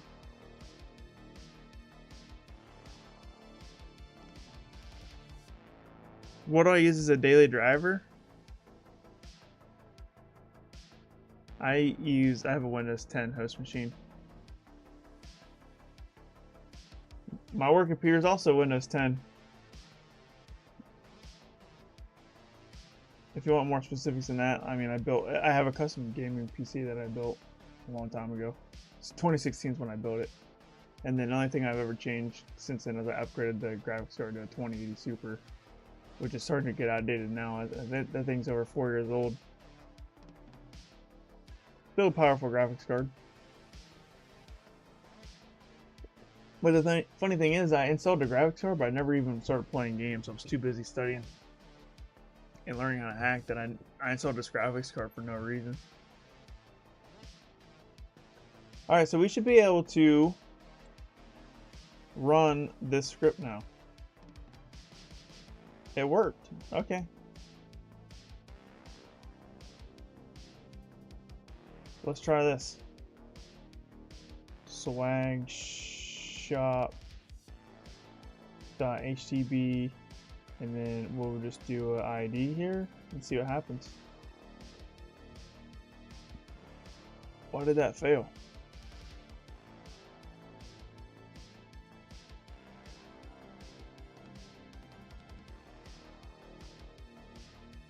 Mechanize installed and worked, but now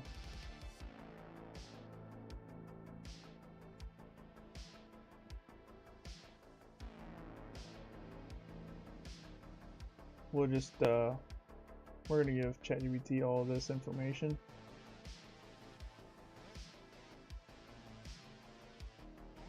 You run uncensored LLMS on your GPU, so that's one usage. I have no idea what uncensored LLMS is. Please enlighten me.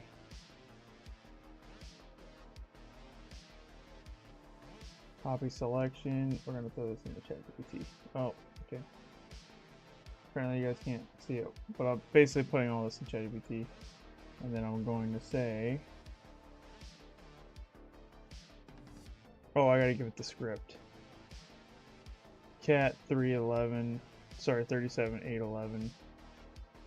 So we will give it this entire script.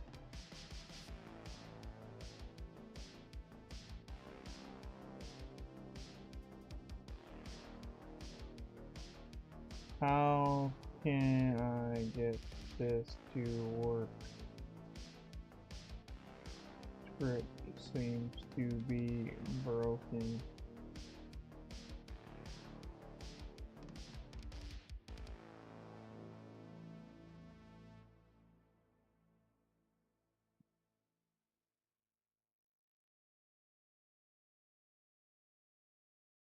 Oh, okay, got it. Okay. I know what large language model meant. I don't know why I was zoned out there. I know what you mean now. Which uncensored LLMs are you doing, and how do you get them?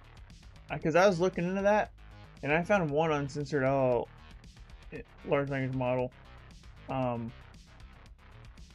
but it sucked. So which one do you use that's actually good? And where do you get it? And is it free? I would be willing to pay for a good one too, so you can write, like you said, malicious code and stuff.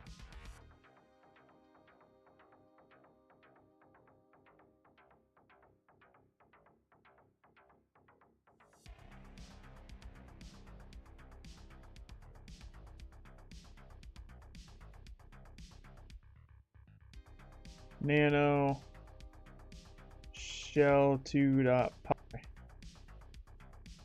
And give me a new script here. Python 2 shell 2.py. Well, you broke it.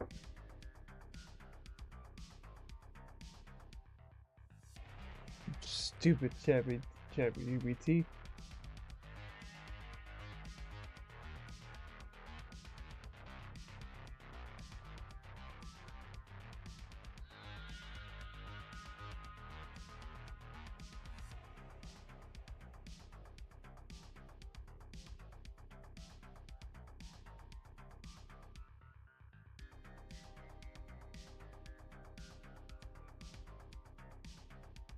Remove shell 2.py nano shell 2.py. Alright, let's try that. Okay, we're back to that working. Okay, now let's try target http://swagshop hackthebox ID. See if that works. Go to retrieve the Ajax URL. Oh my god. Oh, we're coming up on hour 2.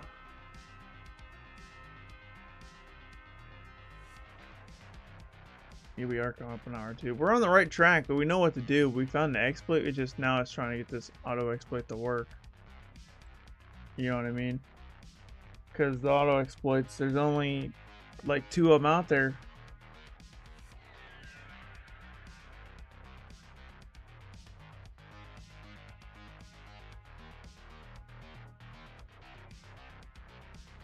Okay, it wants a different login page. So it's /index.php/admin. Oh man, okay.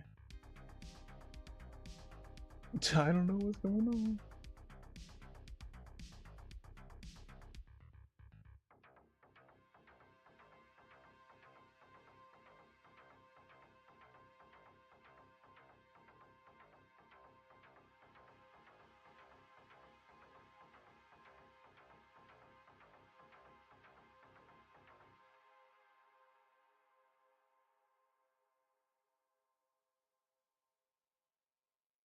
Will ChatGPT solve the problem?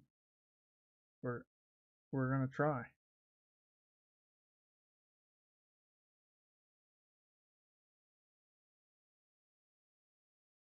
Nano shell 3.py. Actually, let's do mouse pad shell 2.py. And we'll just control A, all this, control V, control S, save, and we will run that again. Ooh, is it gonna work? Gonna work? It's gonna work. It didn't give me an error. It didn't give me an error. Do we know if it worked? It could be. Could be blind. Could have worked. Maybe let's try. Let's try to run a reverse shell here. Can you cat the exploit again? I'd like to check something right quick. Sure, but I'm not. The reason why I'm kind of hesitating is like I don't know how long to keep it on the screen for. And I can't have the whole thing on the screen, so it's kind of hard to. What's up, Nixon? Also, welcome to the stream. Thanks for stopping in. Glad to see you here. I think it worked, dude. I think I just need to try this. I think if I do like a simple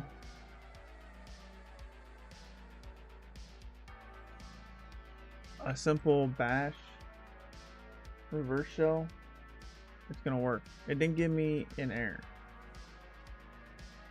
so I'm thinking it worked.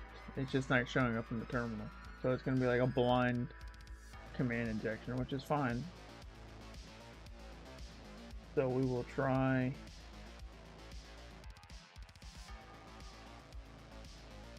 We will do a netcat LMVP 443, and then for our command, we will put this in single quotes because we have double quotes already inside of this command. My IP address is 10.10.16.38, and my port is 443. See if that works, maybe. I didn't catch a reverse shell. Oh, ChatGPT might have broke it, dude.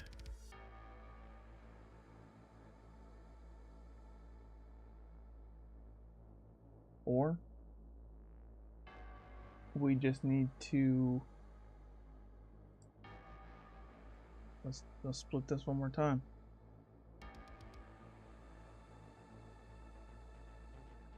Might have to hard code the username and password. I did. It's hard coded in the code. Also, Red Foreman, welcome to the stream. Thanks for hopping in. Glad to see you here. How you doing today? Let's try this. Instead of doing a bash reverse shell, let's try to do a curl to my HTTP server and just see if it tries to, you know, contact my HTTP server. If we get something here, if we get any output here, that means this worked. No, dang it. Okay.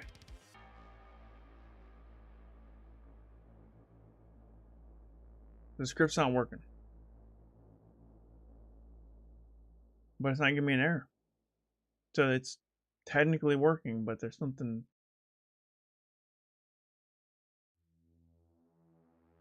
Actually, let's open this up in mousepad. Mousepad shell.2.py. Alright, let's look at this again. Let's see what's going on here. Yeah, username and password's hard coded here. Oh man, I don't.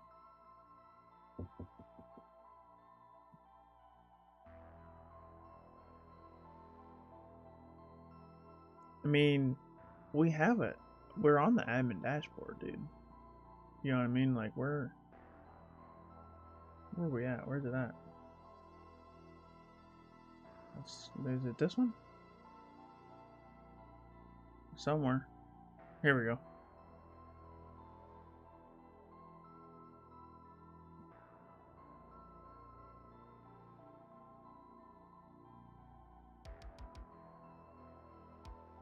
wonder if there's a way to just run commands from here, you know what I mean?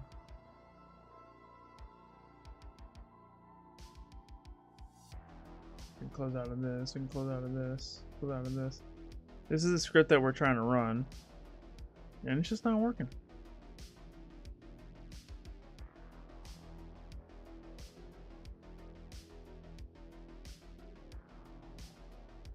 Magento e-commerce remote code execution. What is the version number this affects? It doesn't even say.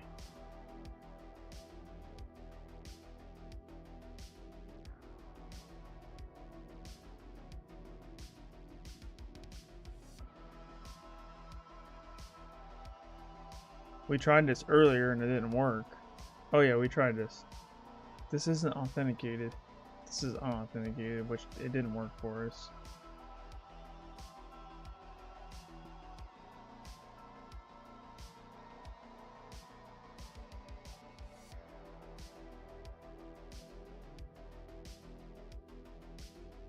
Remote code execution from lesson. Well, that didn't work. Let's keep perusing the internet here.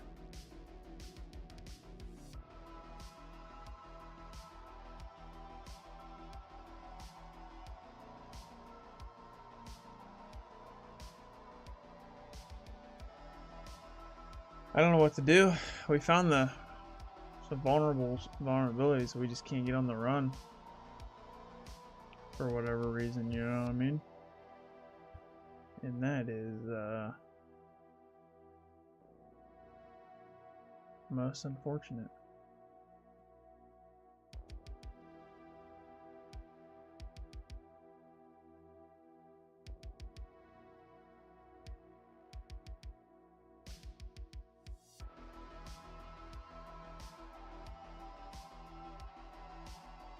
What if we did the full path at, no, index.php/admin.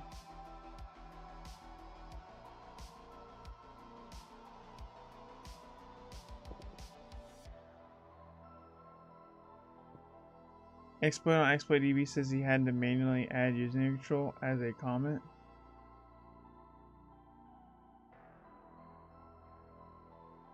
But what's that mean though?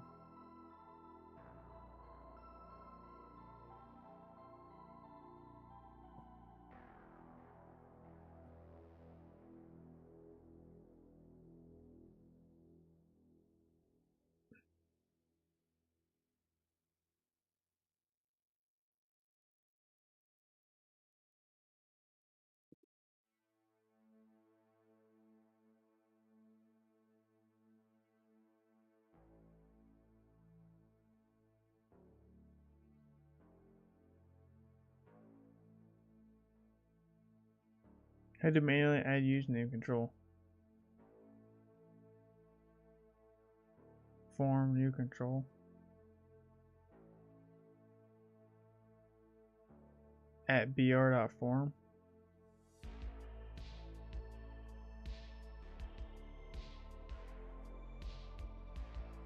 Jump about right here. I don't know what that means.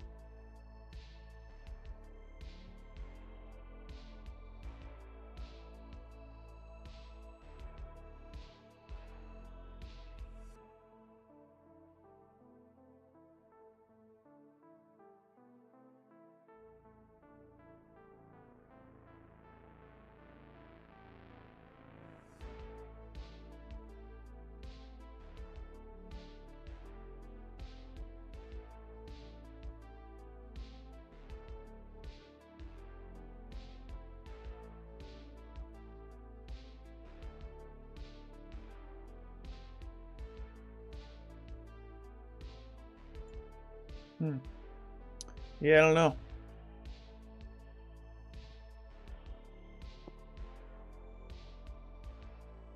There's got to be a way that I'm configuring this. I got to modify this in some way, shape, or form to get this to work, but I don't know. I mean, the admin path is right here. I mean, that's what I've been typing in.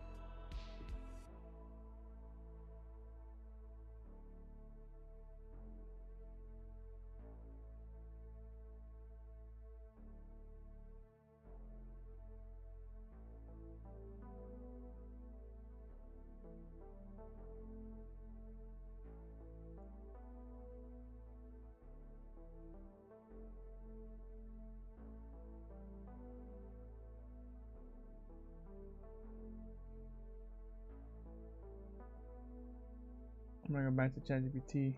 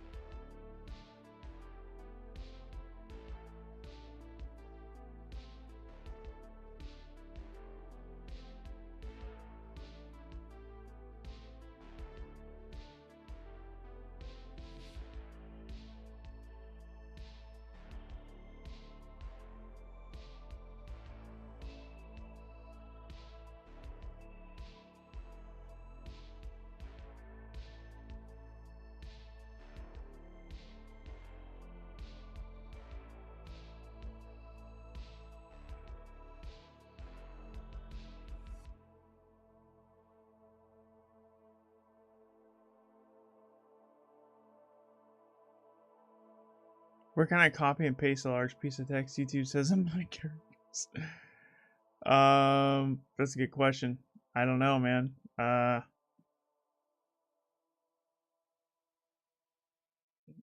Yeah, I mean, maybe paste bin or something. Is that anything I could think of?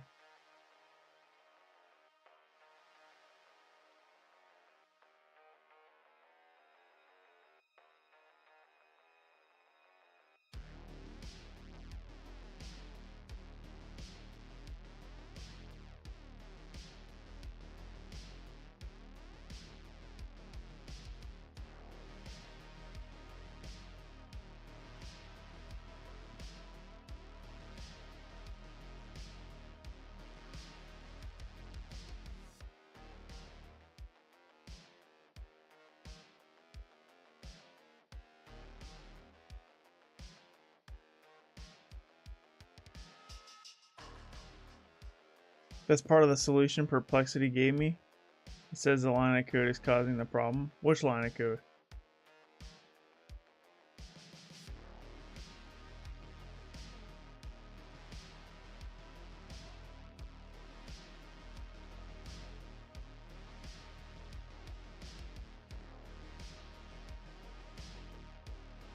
Oh, at br.form?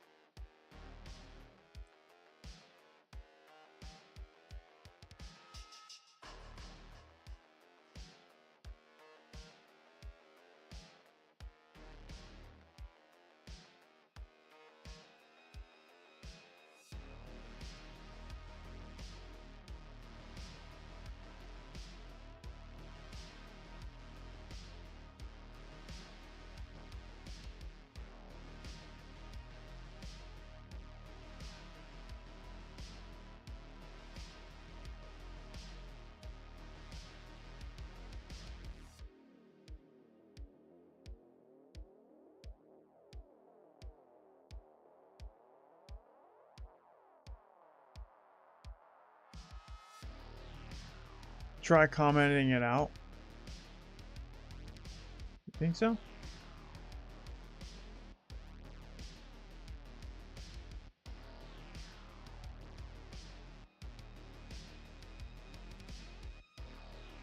What was the name of that script? 37. 811.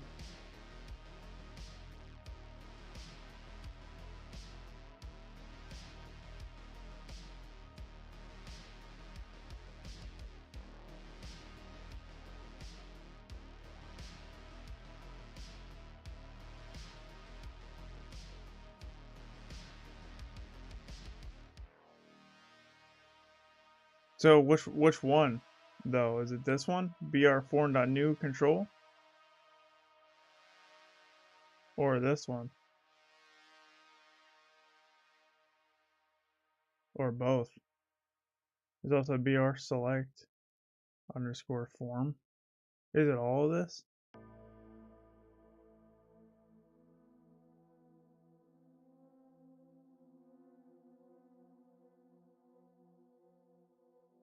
I had to manually add username control. Well, let's just see if that works, I guess.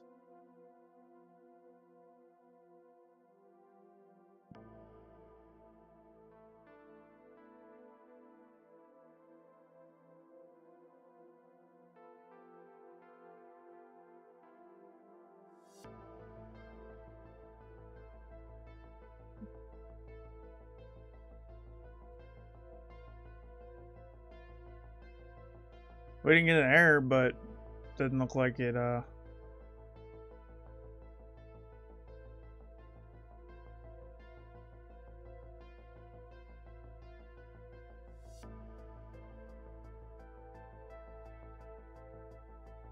so doesn't look like it's running commands though, unfortunately.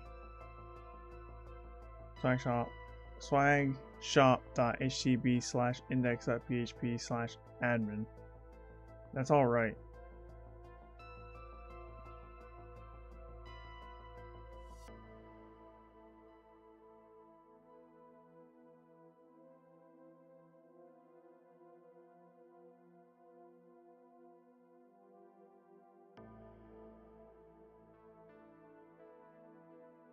Get the form creds in the script. Yeah, let me double check that. Good point. I'm pretty sure I do. Oops.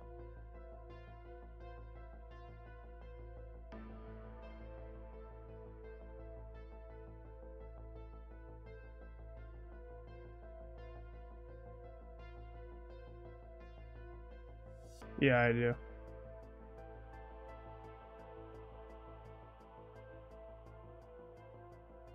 What if we tried a different PHP function? See if that works, maybe?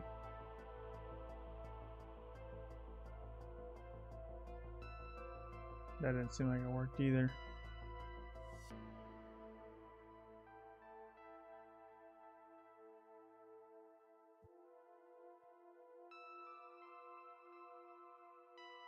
Yeah, I'm stuck.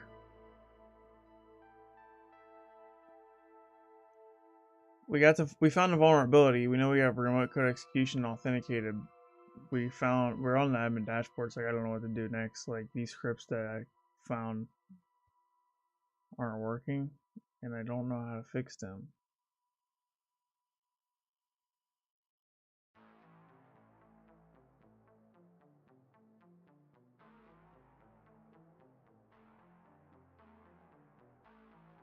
This one actually worked though, to make us creds. So this one worked. But now that we want authenticated remote code execution,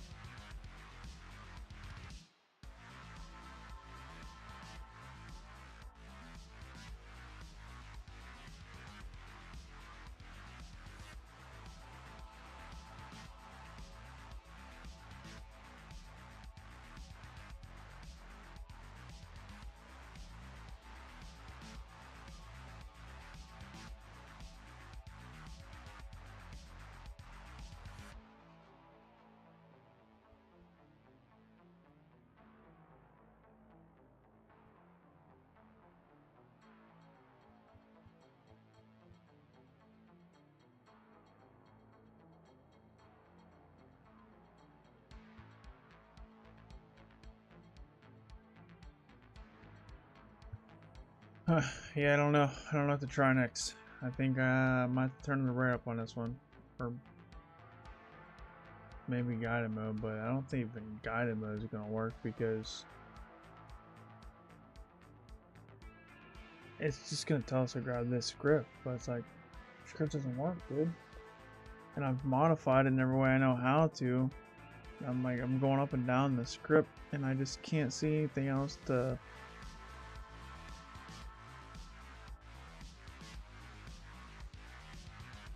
This seems to be the exact date from. Maybe that's what I need to do. Maybe I need to change the install date.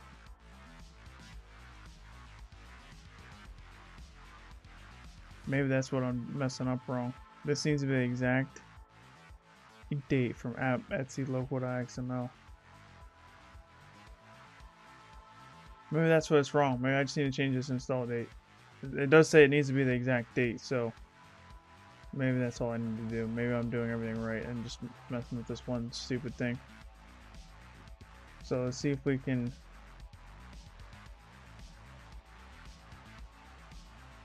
Alright, well, let's see if the date's in here. Do we have a date? Date. Here we go. Wednesday, 8 May. Alright, let's just hard code that. Maybe that's the problem. Maybe. Hopefully that's all I need to change.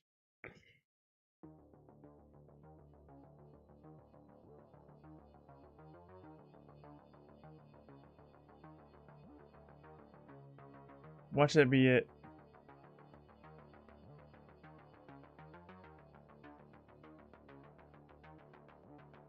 That's probably what it is. Honestly. If this works, I won't be surprised. Alright, we got the exact date.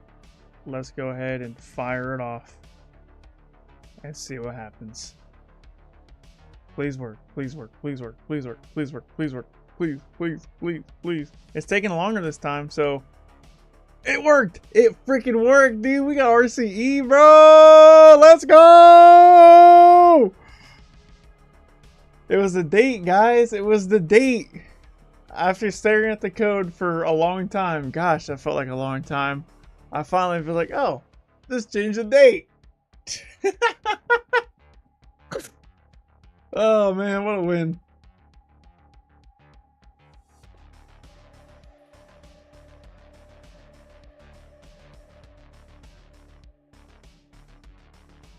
Alright, now we just need to do a reverse shell.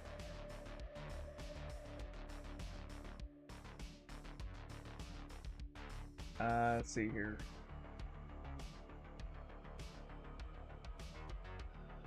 Oh yeah. So yeah, see, it's got on my HTTP server, so it definitely reached out and communicated back to me. So we can close my HTTP server because we know we got code execution at this point. So we got my listener still up. We're gonna run the same command. Well, not the same command, but we're gonna put a command inside this other command. We're gonna put this in single quotes. Gonna paste this here. It's a simple bash reverse shell here.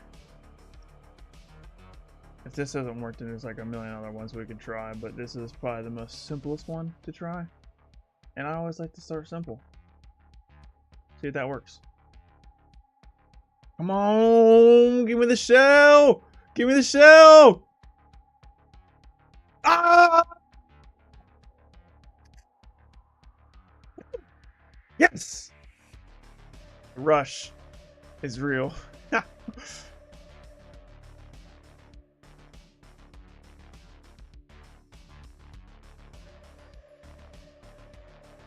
Let's stabilize this shell.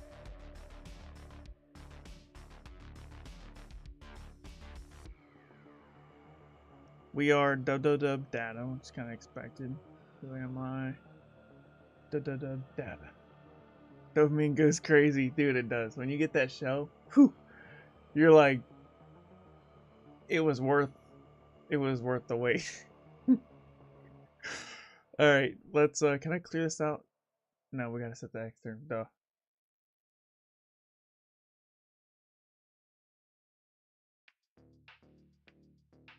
All right. So let's do change directory slash home. Change directory Harris. Can I go to Harris? Cat user.txt. Can data read this? Data can read this. So we got the user flag, guys. We did it. We got the user flag. Man, that was fun. That was like the right amount of difficulty for me. You know what I mean? Like where it's like not terribly too complicated, but at the same time hard enough to get me to like really think about what's going on there, you know? I would still say it's an easy flag.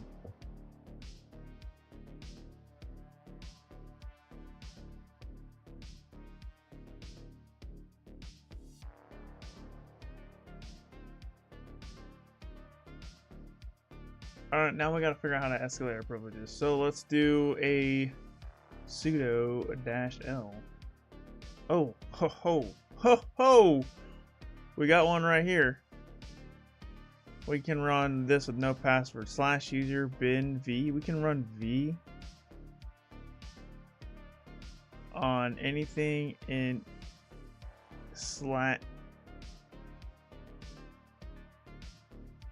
So we can run anything. We can run v on anything in var www html as root. Dude, I hate v so much, but it is what it is. Change directory /var /www/html. So we can write as root into here.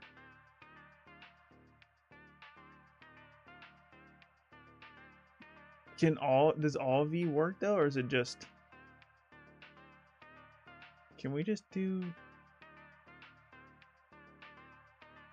GTFO bins?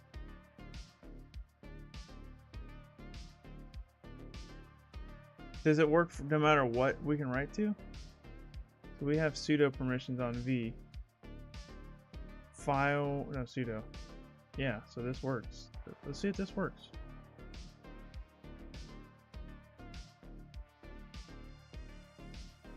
Sudo password. See, it's asking me for a password because it has to be /var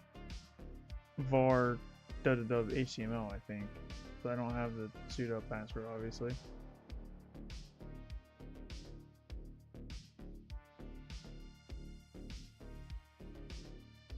That's me for the password. If I run sudo v-c :\bin. Oh, you know what? Let's try this. Actually,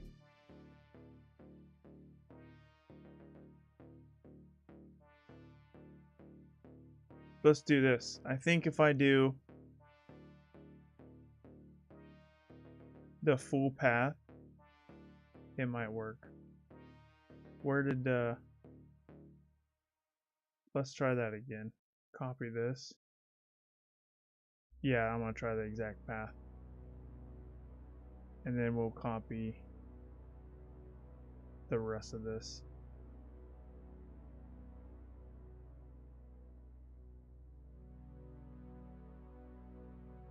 Yeah, that worked. Look at that. Oh no, it didn't work. We're still the data. Dang, got my hopes up for nothing. Oh, I didn't put sudo in front of it. I'm dumb. That's why it didn't work. We gotta put sudo in front of it, dude. It's gonna work. I just gotta put sudo in front of the command. Okay, how do I get out of V again? It's :\Q. There we go. Press enter or type command to continue. Oh my god, why can't I quit? It's :W. Is that :Q to quit? Or is it Q!? There we go. It's Q!. I don't use V that much, guys. You see me all the time. I'm using Nano. Let's run that again. So we just got to run sudo with the same thing. So the same command, but put sudo in front of it. That's what I got to do. Where's that command I just ran? slash user bin v. Boom, boom, boom, boom, boom. Still wanting the sudo password, guys.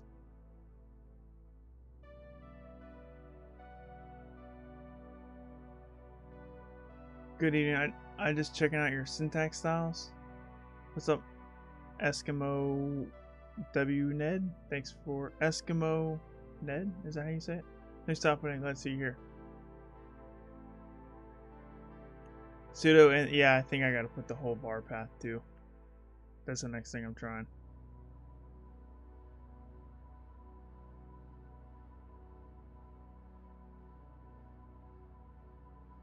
Alright, well, paste that again. No, hold on. Sudo paste. We gotta do the HTML one, wherever that is. I think if I just do copy selection, paste this here, and then do -C. This might work, should work. In my mind, it should work. Still's asking for a sudo password though. I just discovered Twitch. This is awesome. Nice. Well, yeah, Twitch is pretty good. Access granted. Hensec, thanks for following over on Twitch. I appreciate you. Why is it still asking me for a sudo password? Access granted. Eskimo. Oh, it's Eskimo. Eskimo-owned. Eskimo-owned? Thanks for following over on Twitch. I appreciate you.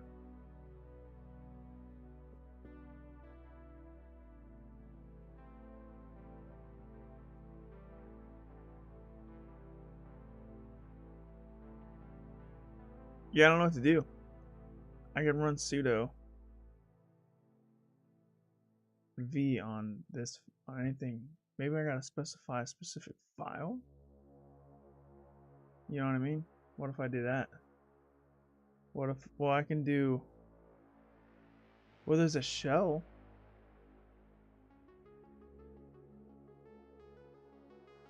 I mean, what if we modify that?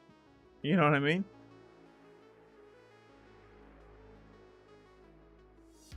Oh, change directory shell. Abstract compiler log.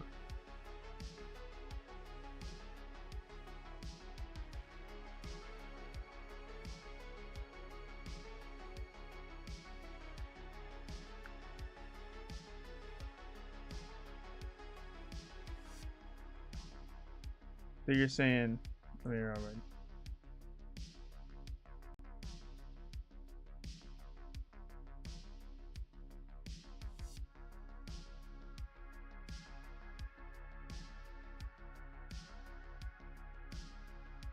Well,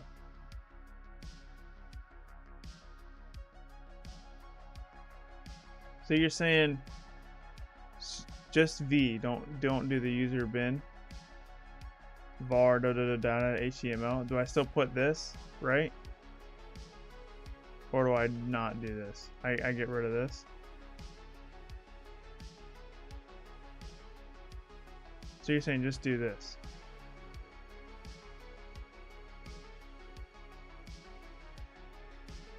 Okay, I see what you're saying.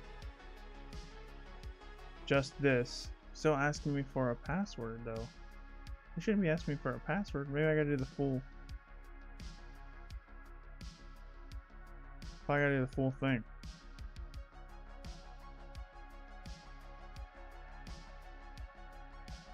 Just open v. Sudo slash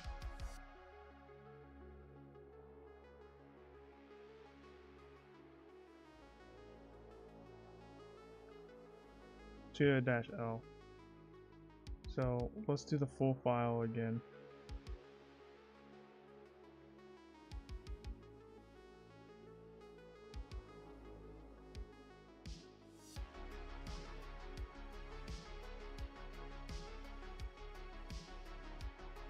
There we go.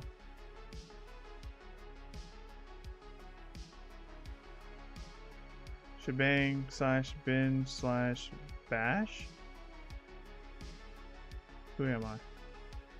It says I'm root. I got code execution here, but it's really ugly looking, dude. ID. I think yes, it's who am I root. So I think it's working. It's just really ugly.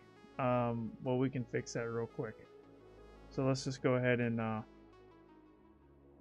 let's just do like a netcat-lnvp443, and then we will just do a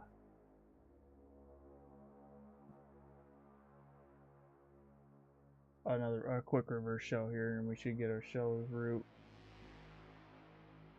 pretty easily, and then it should be a nice, cleaner looking terminal.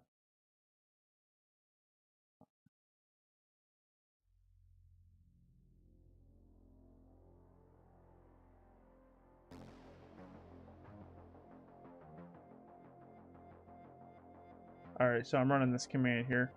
Just a simple, same reverse shell we did earlier to get our initial access.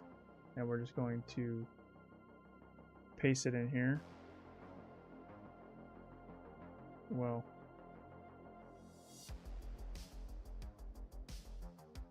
wants to, did that work? I don't think it did. See, it's putting these squiggle, give me this nonsense. I don't want that.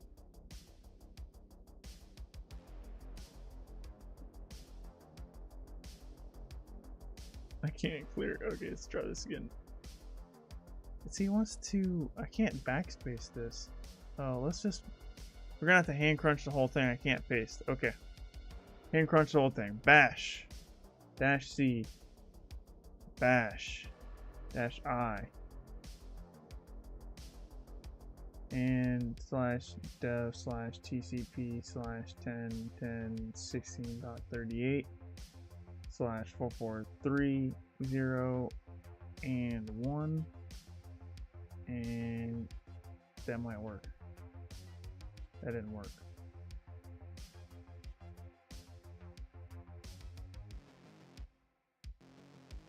Cat slash root dot txt.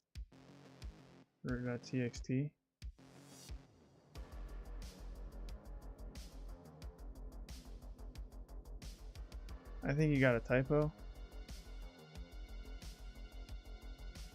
You think so? This is broken, like, very badly. I don't think I have code execution anymore. Colon, exclamation point Q. Colon, man,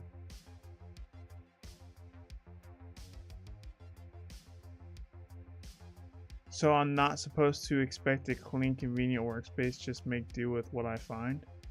What are you talking about?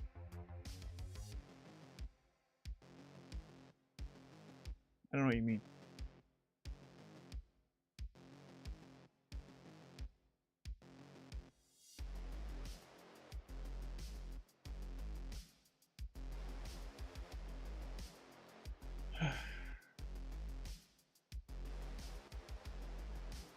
Yeah, there's a lot of text here. Sometimes you get a shell and it's not the cleanest looking shell.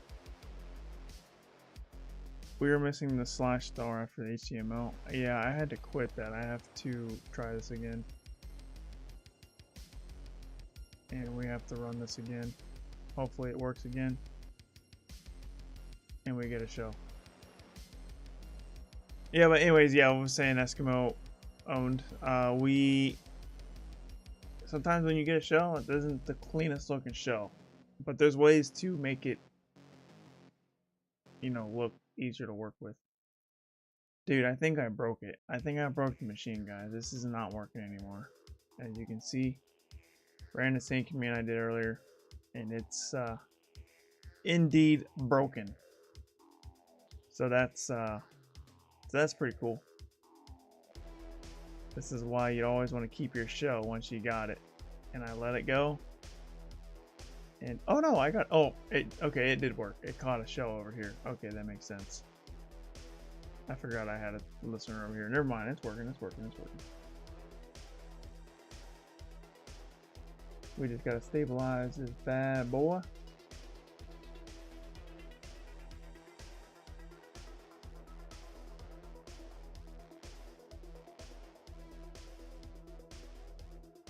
Let's see if this works. We're gonna take a risk here and try to stabilize it further. Looks like that worked, dude.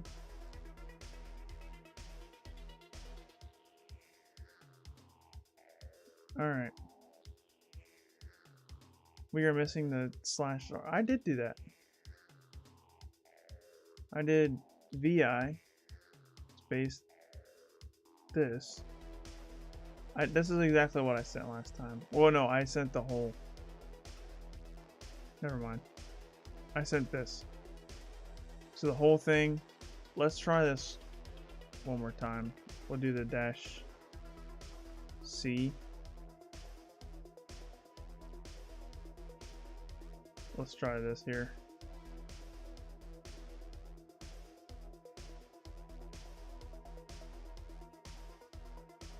Who am I? Still the data. It's most unfortunate, dude. That is a pain in the butt. I can't even backspace, dude. When I do backspace, I get this. Exit. Please enter command to continue. Colon, exclamation point, Q. Colon, Q, exclamation point. There we go. I always mix it up. I feel like it switches on me every time. Okay.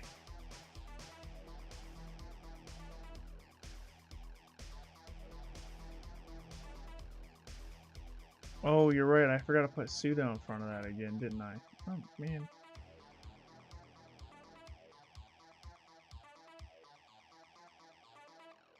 You're right, I did. /dev. What's the rest of that? /null. /null. Look how ugly this is, but it should work. Who am I? We're root. We finally did it. We did it. We got root.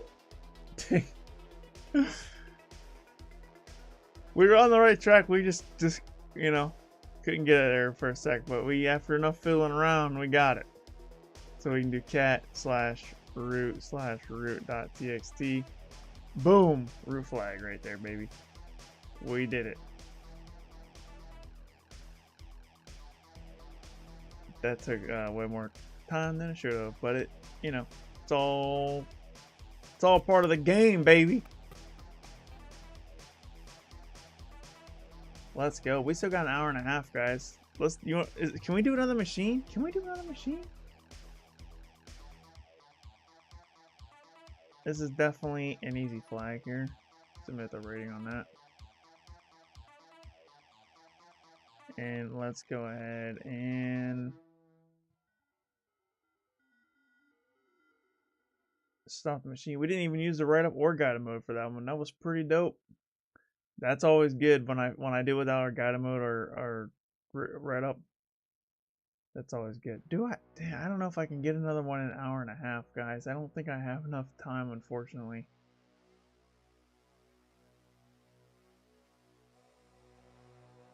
Because if I start one and it takes me longer than an hour and a half, which it very well could, because some of them do take me about 4 hours, I will be staying up way past my bedtime. Let's look. Write up. How easy is write up? People are voting it as a medium here. These are all at the same rating. I don't understand.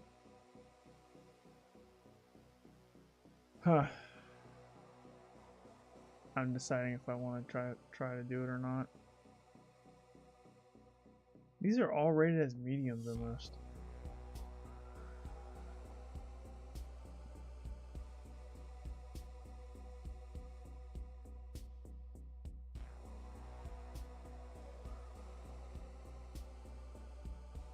Oh, this one's rated easy. Yeah, this one's a bit easier. I don't know why that last one was rated as like a medium. That one wasn't hard at all, in my opinion. It took me 2.5 hours, but that's kind of what you would expect out of out of an easy machine. You know what I mean? In my opinion.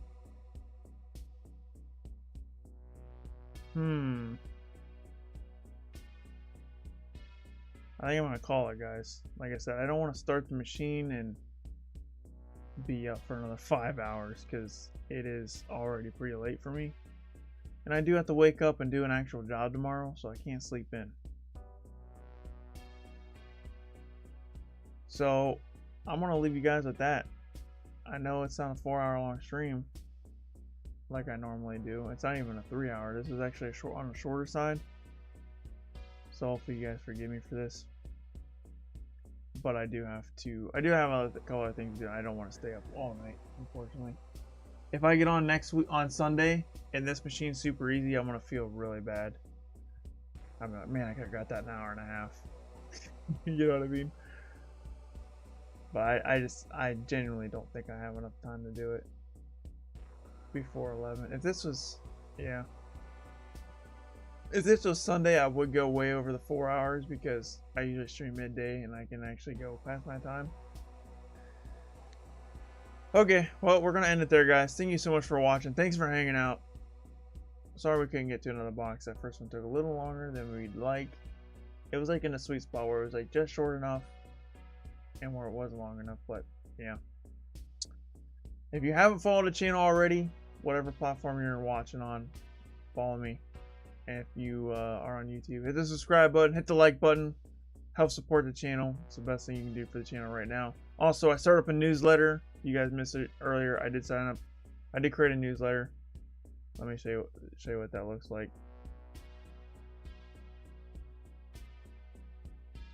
It's on my website, kyserclark.com. You can actually sign up on any page, but it's at /newsletter, as you can see here. And this is what you get: weekly insights, latest content, first looks and exclusives, direct line of communication. You can email me directly. This is delivered straight to your inbox every single week. I send these out every Monday at around midday if you're on the United States, or Eastern time, I should say. I try to get them out about 11 o'clock in the morning Eastern time. And then, like I said, exclusive content. I write something in there every week that I don't put on my blog, I don't put on my podcast, and I don't talk about here on the stream very much. So if you want extra content from me and you want my unfiltered cybersecurity advice, tips, and hot takes, sign up for my newsletter. kyserclark.com/newsletter. It's on my website. And other than that, guys, that's pretty much it. Next stream will be Sunday, noon Eastern time. I stream every Thursday at 7 p.m. each time. That's same time next week as right now. And every Sunday at noon Eastern time. So twice a week I do streams.